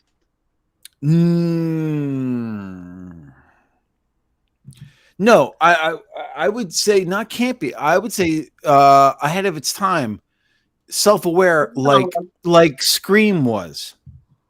No, for a Friday the 13th movie, it was definitely self-aware. Don't get me wrong, Part 6 was an amazing movie, but I kind of look at that as the hammer horror of the Friday the 13th franchise. Oh, and that's a bad thing. And that's a bad thing. The hammer horror movies, boys. But hang on, let me ask you this. We have a super chat that got sent in from the Professor Presents, and then he retracted it. No, not on my watch. He says Friday the 13th Part 4 is my favorite. Crispin Glover's face. No further explanation required. Is that true? That's true. And dance, my favorite. The dance. So Terry, the dance. And someone else pointed out, Jason X is the campiest. Jason in space, come on. Yeah. That's campier than 6. Come on. But I could also make the argument that that's the direction all horror franchises going as soon as they reach that point where you've got a right to just don't know. I don't know. Freddy wasn't in space. No, but the Leprechaun was. Pinhead was. Oh yeah, the Leprechaun was a fucking joke from the beginning. Yeah. Wishmaster didn't go to space. Candyman didn't go to space. Wow, gents, no. I feel there's an adversarial relationship here. After the sequels to Candyman 1, could they have really done worse than Candyman going into space than where those sequels went? No. Actually, I really like the new Candyman movie. I think they actually did a really good job with that. I haven't seen it. Well, then you got to see it. Well, I it's think they funny. just. I mean, I know I'm gonna show it later, but I I got haven't the either. 4K too, buddy. I got that 4K too because I really Dude. enjoyed it. I haven't seen it. I Oh, see, I saw it. You well, got to see that's it, so why we can I talk got about it. it. I mean, So I'm we gonna can show talk it. about it on Black Sunday next Oh week. my god! No, I'm gonna talk about it tomorrow. Pinhead Today. did go to space, but no, it's Connie. I'm telling you, it's worth seeing. Hellraiser Bloodlines, which It's some got of good the reshoot stuff was shot on the Full Moon stages. Okay, by the way, when I was there. you know, I have to say, I'm like, Oh, what? Here's the thing about Connie. I want her to see stuff that's good. I want us to promote. You know what? Sometimes you got to see a little bad to appreciate the good. Yeah, but we already know what's best. I'm still saying there's some interesting shit in Hellraiser Bloodlines that Peter Atkins did still get through. Yeah, there is. Okay. There's still some stuff. Yeah, the stuff in the past and previous days. Yes, exactly. And Doug Bradley's performance of Pinhead it's on point. Yes, no dispute. it's the last pure. It's the last pure Doug Bradley performance as Pinhead. Yes, I would say I would agree with that. But Dave, like, so now what do we do? When? Where? Why? How? Now? Yeah. What do we? I think you're ready, Terry. I would love to debate more on. Oh, he left again. I know it's very difficult. I don't know what to say. I know, Terry. You keep popping in and out. Anyway, but hang on, okay, Dave. I mean, maybe someone else will come on. Well, hang on. Someone else did come on. Mr. G is Mr. back, Grant Gregory. and he looks like he's in Mandy. Well, hang on. Let me just give that person a wide berth. Connie's saying you watched Freddy vs. Jason, and apparently the Hell Priest also made an appearance. What are you talking about, Connie? You didn't watch Freddy vs. Jason if you think that. It was in an old script that he made an appearance, one that wasn't used.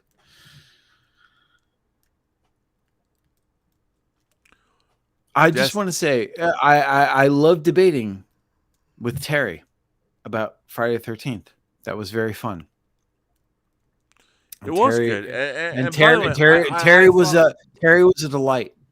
And I really thank him for coming on and coming on so many times.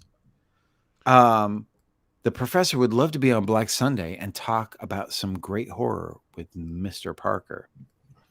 Mr. Parker is my dad's name. I just am the black sheep lowlife.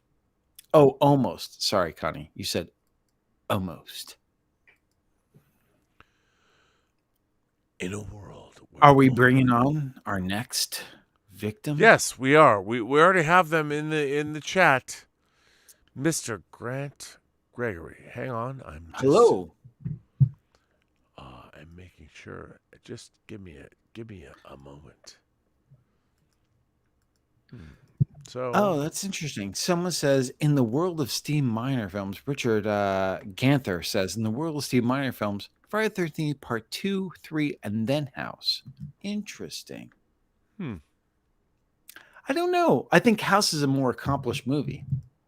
And I did an hour-long documentary that is on the Arrow disc of House, by the way, Rob. Of course. Because I only do anything obnoxiously long because you taught me that way to do them. How did I teach you that way? Come on, man. Quality and quantity over everything else. It's like you gave me. You gave me, but you know, like it wasn't quality or quantity. You said both. There you go. All right. But let's get to our guest. Well, we are, and as I'm putting him in the actual Is he- show, Mr. Grant Gregory. I mean, say what you want. He's I wish I coming had a on. cool name like Grant Gregory. Well, I mean, you might. That's a fucking cool name, man. Well, Dave. Well, you here can't. Well, comes- it's wait, yours. hang on. It's yours, Mr. so you Grant can own it. Gregory. Grant Gregory is now in. First of all, Grant, you can hear me, right? I can certainly hear you, sir. Okay, Grant. Are you feeling fucking metal tonight? Are you feeling goddamn metal? Because you better fucking feel metal! I'm feeling very fucking metal. I'm drinking wine out of a teacup. I don't Well- think there's any more metal Oh, in that. dude, that's That's so the most kind of metal fucking that's shit like ever. metal anti-metal. That's almost like multiverses combusting know. on each other. So That's what I was going for. so Grant, you've been here before. I please tell the folks at home, who are you and where are you? Because I think they would dig it. Well, I'm Mr. Grant Gregory. Sorry, my name's too long to fit in the thing. I'll shorten it next time I come on the show. No, it's here. It's good. But I know I'm from Australia. I have my own little YouTube channel, and I'm a part of the Geeks and Gamers Network. I do stuff with them on Tuesday nights. Okay. You have your own YouTube. Sir, please. What is your YouTube channel's name? People must go and subscribe. What is it? It's very similar to my name in the fact that it's the exact same thing, Mr. Grant Gregory, all one word. Fuck Awesome. yes, sir. And Can I ask by God, where- go there and subscribe. Hit the notification button and all that stuff. Ring the Grant, bell as well while you're there. Thank you for being here. Can I ask where in Australia you are? I'm about an hour north of where our good host used to do some work. I'm in a town called Uralla, just north of Tamworth, and I roll around that town very well. My God. Gunnedah Shire. Can I my just talk goodness. about how much I love there? Yes, you can. I was there. I'll be right back, and I want to hear why Mr. Gregory thinks he's a black sheep. Oh well, we will hear that Because we're Grant- staying on, Rob. I'm sorry to say we're staying on topic. Oh my God, Dave. Okay, so Grant, Dave, go pee. Do what you want. I have to pee too. God damn it. But Grant, so I spent a month in Gunnedah Shire. Americans don't know what that. They're like, what? I loved it. I loved being there. I loved the people. I loved the environment. It was fucking gorgeous. I mean, the entire. It was amazing. But Yeah, it's a good enough area, but the problem is at the moment now it's you can't walk around and do anything because of the mandates and lockdowns and yeah, different things. And I don't. I have a. I. It's a very. when you were there, it was very different. Yeah, I feel here. Okay. For me, I'm like, okay, vaccinations, okay, great. I did get my Moderna 2 shots. I'm gonna get my booster or whatever. But here's what I find strange. The entire I have to be careful. The COVID vaccine is not a vaccine. It's not a vaccine. The way we understand vaccines, it's not that. And I do a medical lecture series. I make a video series. I've been doing it for 4 years with a friend of mine who's an ER doctor in Portland, Oregon. And we've talked about this. And the COVID vaccines are experimental vaccines. They, even the early ones, will not be ratified until 2023. Yeah, I mean, without going into too much detail, it's more of a gene type therapy inoculate. Yeah. I don't want Yeah. to get you channeled into trouble for any medical miso. I'm not a doctor. I'm just Well, stating I mean, the it's not even information about that's that. available to us. It's very frustrating in the sense that we're all dealing with an experimental vaccine that's been pushed forward. I mean, I do a medical lecture series that I direct and help create, and I've been doing it for 4 years. And my on-camera talent, who's a ER doctor, his 16-year-old daughter had a heart inflammation based on the vaccine. And the vaccine isn't really a vaccine. It's armor. It's shielding. Yeah. It That's doesn't probably work like a a. very smart Wait. way of wording it. Are you talking politics? Are you talking No. vaccines and politics now? No, we're just talking Okay. vaccines. It's related to where I live and what's Gotcha. going on. Oh, and, yeah. you've been on Australia's been on lockdown so many times. It's crazy.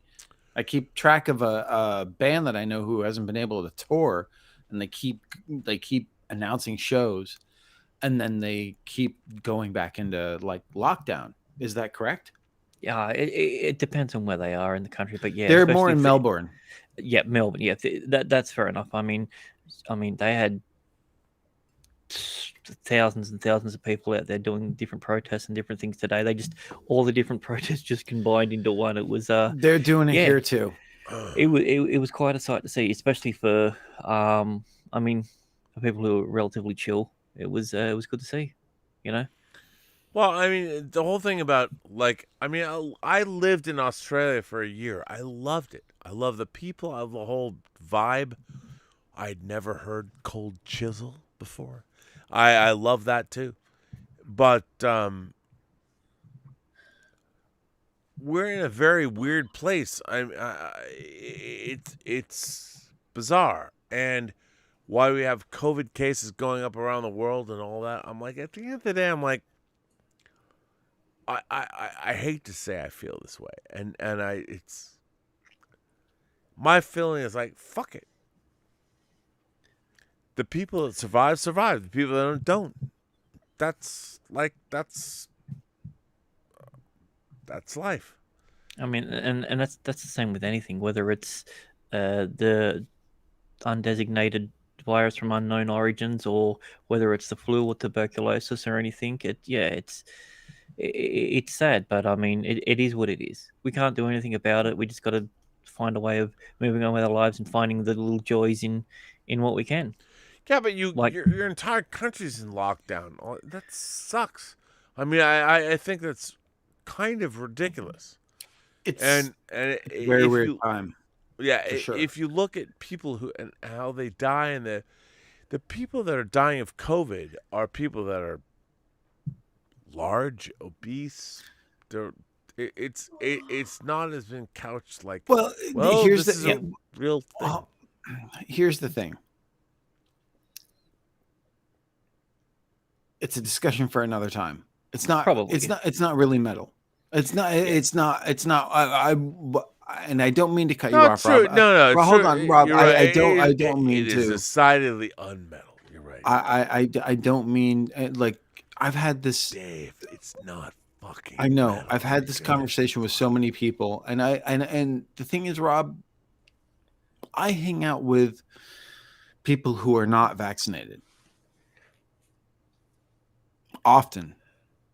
And the thing is, my attitude is this: I am, and I don't know. Again, I don't know what the fuck got shot into me, but and I'll probably get the booster too very soon. Yeah, me too.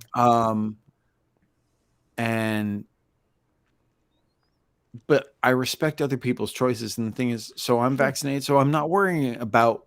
It's their choice. It's their choice, and it's a very. It can be a very volatile unnecessarily volatile debate. And the thing is, Oh no, if for sure.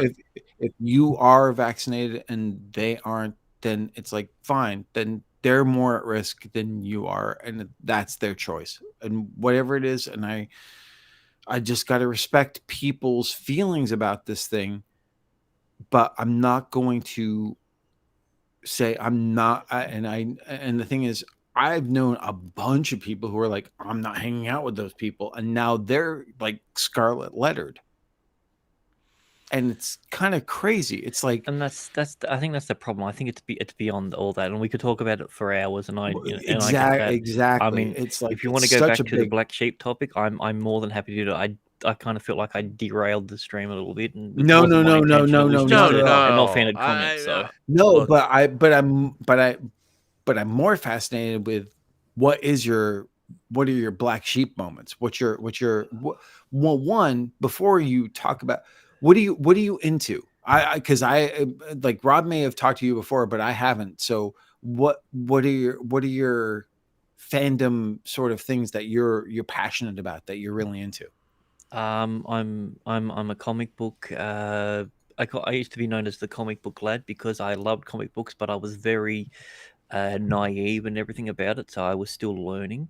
So I called myself the comic book lad because I was trying to get into different things, and then I was a big part of the fan leagues that led into the previous stuff that that Rob was doing with another company. And then things happened with that, and at the same time he left, I decided it was the right time to leave as well. And yeah, I love everything geek culture. I love Star Trek. I love Star Wars. If you give me sci-fi or time travel, I'm a happy man, and I could sit down for hours and debate why Back to the Future is the greatest time travel film and why it's the worst time travel film of all time. I like And that. that's I like that. for me, the idea of especially uh I I call it essentially Disney Trek because it takes the worst thing out of Trek, and then it amplifies that into what's going on now with, I hate the modern Star Trek. I felt that the first Star Trek film that J.J. Abrams did more damage to the thing than the rest of it because it wasn't terrible. If it was an absolute flop, we wouldn't be where it was, but it was good enough to get people into it again. And I feel like that was the biggest problem for me because I love old Trek. I love old sci-fi. Like I've gone back and I'm rewatching Babylon 5 again. Well, And that's it's good. yeah. And the nice thing is, you can say those words. It's just Rob that's banned from saying those words, and he's taking a little respite for a second. He's going to relieve himself. So it's just you and me here, even though there's going to be 3 screens. Anyway, and I respect that. Obviously, and it's funny because I was just telling everyone earlier that I watched the new Bond film, and I know a lot of people didn't like the Bond film. I think they have a much more immediate knowledge of the events that have transpired in the modern Bond films than I probably do. Part of me was like, I kind of feel like I need to watch Casino Royale on before I watched No Time to Die, and I didn't. So because I didn't, I enjoyed it for what it was, though I was kind of shocked with what the ending was, and I don't want to like say what the ending was because I don't want to assume that everyone has seen it. Yeah, no, I get that, and But for what it was, is like, I thought the villain was weak, but the sequences of action and everything I enjoyed quite a bit, and oh, then the action was great. and then was It very was surprised at the enjoyable, end. but it was this much. It was this much of the movie, and then you Right. had this much of stuff that wasn't. You know, I mean, Bond has fundamentally 3 or 4 things that go for him with each film, and they only hit on a few of those. That's true. I felt like the problem with it. I mean, ending and everything aside, like I think if this wasn't a Bond film, And if you remove Bond and this was just a standalone film, and how it's introduced, you introduce to this is Secret Agent Dave Parker. It's a completely different sort of film, and people would love it a lot more because it would be a standalone thing. It would hold on to something. You don't need this history. You can have even the callbacks to the previous films with the other villains and everything that are in there. You can still have those in there, but have those explained. And it's a weird film in that sense, I think, because honestly, I think the Mission Impossible films now have eclipsed the Bond films in doing better in their storytelling and their intrigue and espionage and action sequences. They've gotten better. Like the Mission Impossible films have only improved on each movie. I hated what they did with Mr. Phelps in the first one, so that one always bothered me. But right. But I'm saying, like, from I think it was Ghost Protocol on was when I went, what, that wasn't that bad. Yeah, and then I love the one with Cavill in it. It was just a shame that they killed him off because I loved him as that character. It's so great. That's the thing. It's like those movies are so. I think I'm enjoying the Mission Impossible movies more now than I am the Bond movies in terms of action, and it's just the fact that we've invested so much time with the Bond character that we feel a devotion that we need to pay the respect for them, even though we're not given the respect. I watched Bond when I was 4 years old with my grandfather in a park on a screen. Oh my God, they had a screen drop down from the trees, and it was projected of a night time. And the first one that I saw was Goldeneye. That was not Goldeneye. Goldfinger. Oh, Goldfinger. Yeah. That was the first one that I saw. So. Yes, Rob.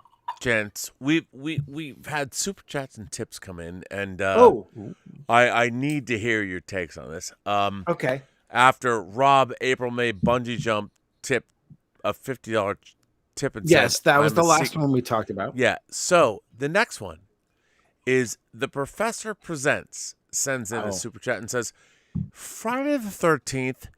Part 4 is my favorite. Crispin Glover's face.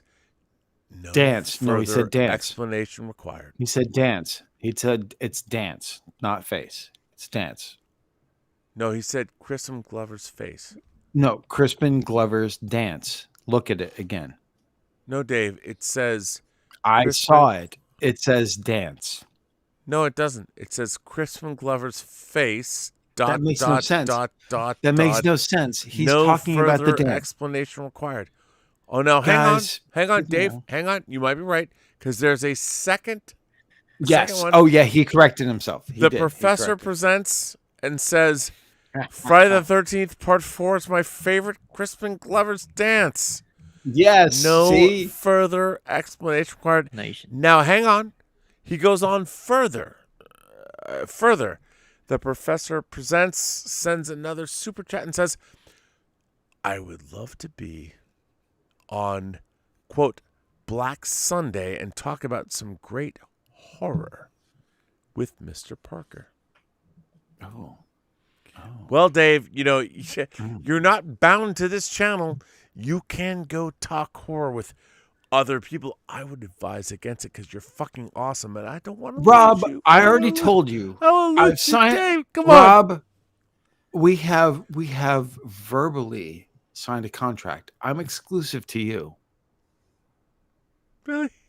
That's kind of sweet. I'll admit that's kind of sweet. It's not very metal, but kind of sweet. I mean, to be honest, I love Dave. Dave. I know how to cup the balls.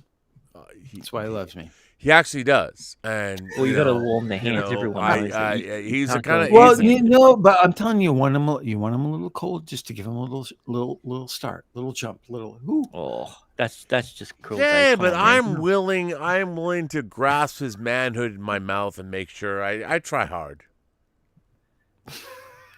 Right. I just want the parody movie Try Hard. Try see where hard. that goes. Sucking Instead of Die Dave's Hard. dick. Can I Yeah. try hard? Jesus I mean, come on, dude. Christ. I mean, really? No. That's not what I was saying. Try No, hard. but An we're R&B back. I love mean, story. really, this is about horror. It's not about our Well, that is sexuality. horror. Well, guess Well, I what? mean- That is horror. It would be a horror if you used more teeth.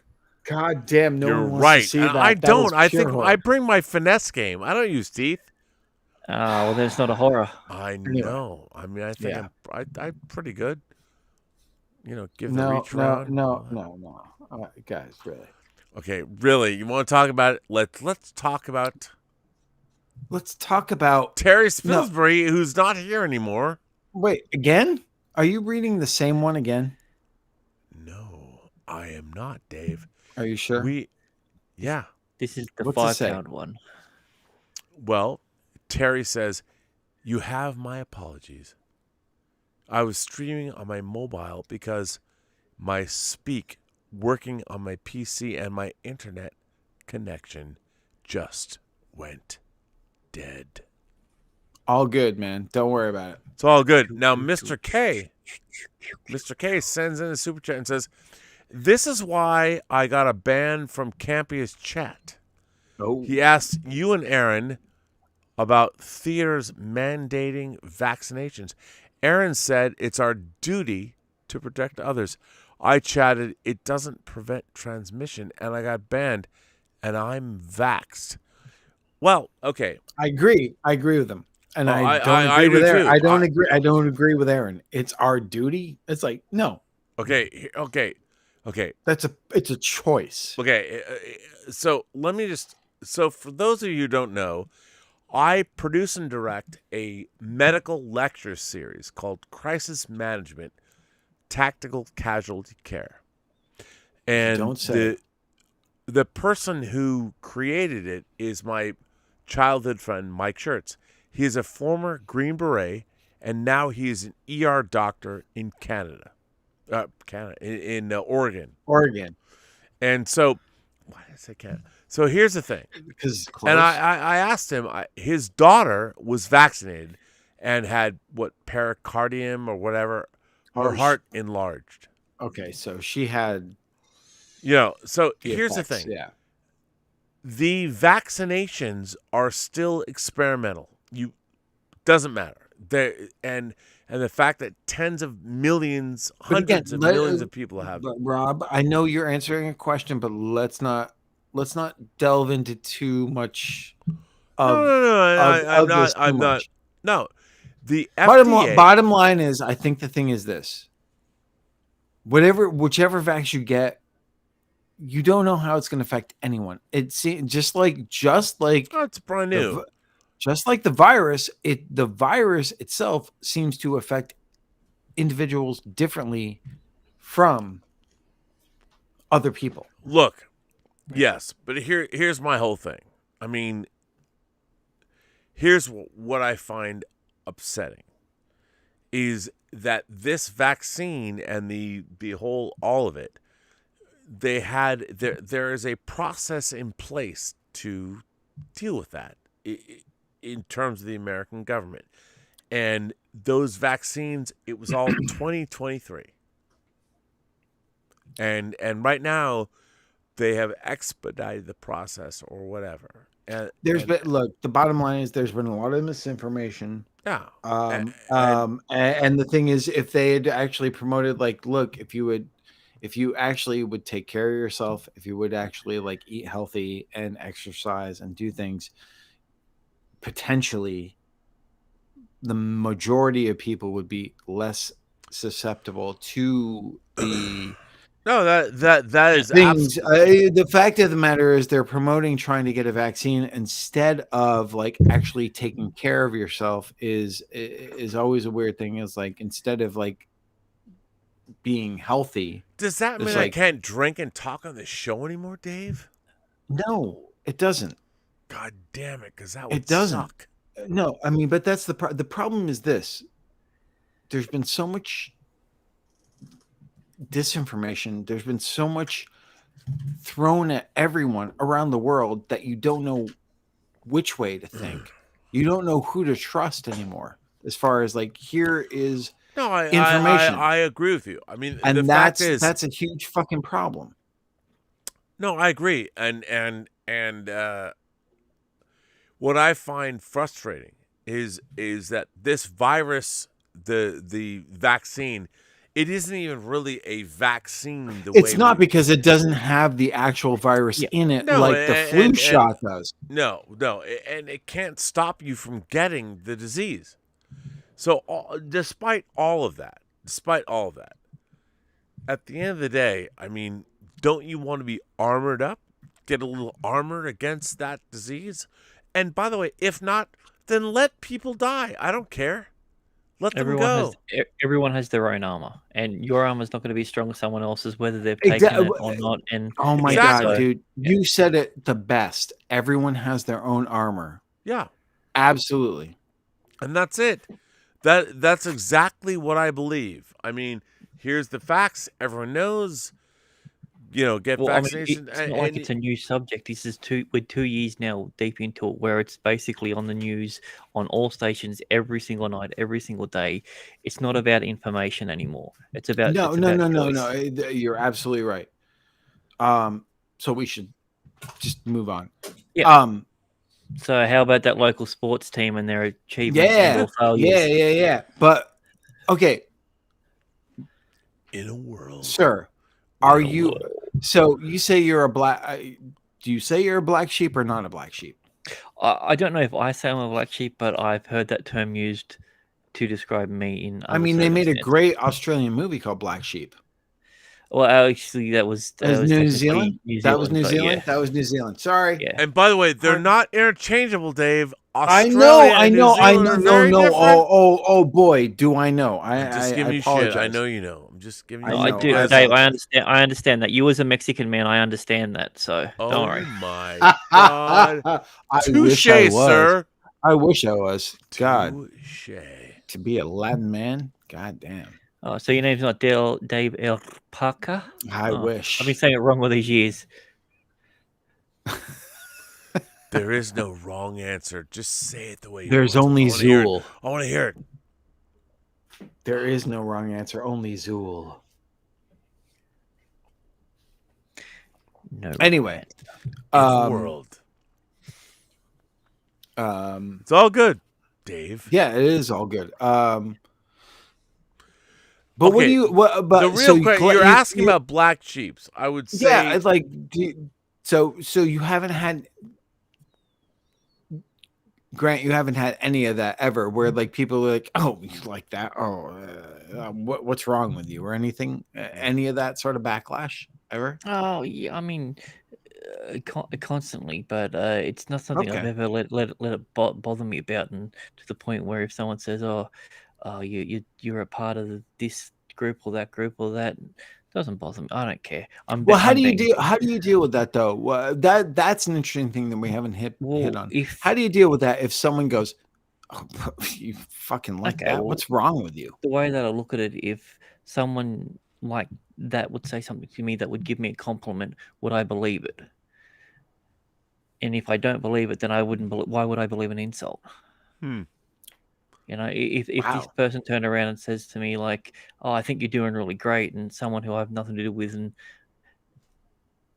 I feel like they're being disingenuous. Like if you take someone who you know doesn't like you, and then they come up to you out of the blue and just say, "You're doing a great job," and then walk away and say nothing else. Would you sit down and go, "You know what? They are right. I am doing a great job." Would you believe that? No. And no. And then why would you believe their insult if they walked up to you and saying you're doing a terrible job? You're this, you're that. It took me a while to realize that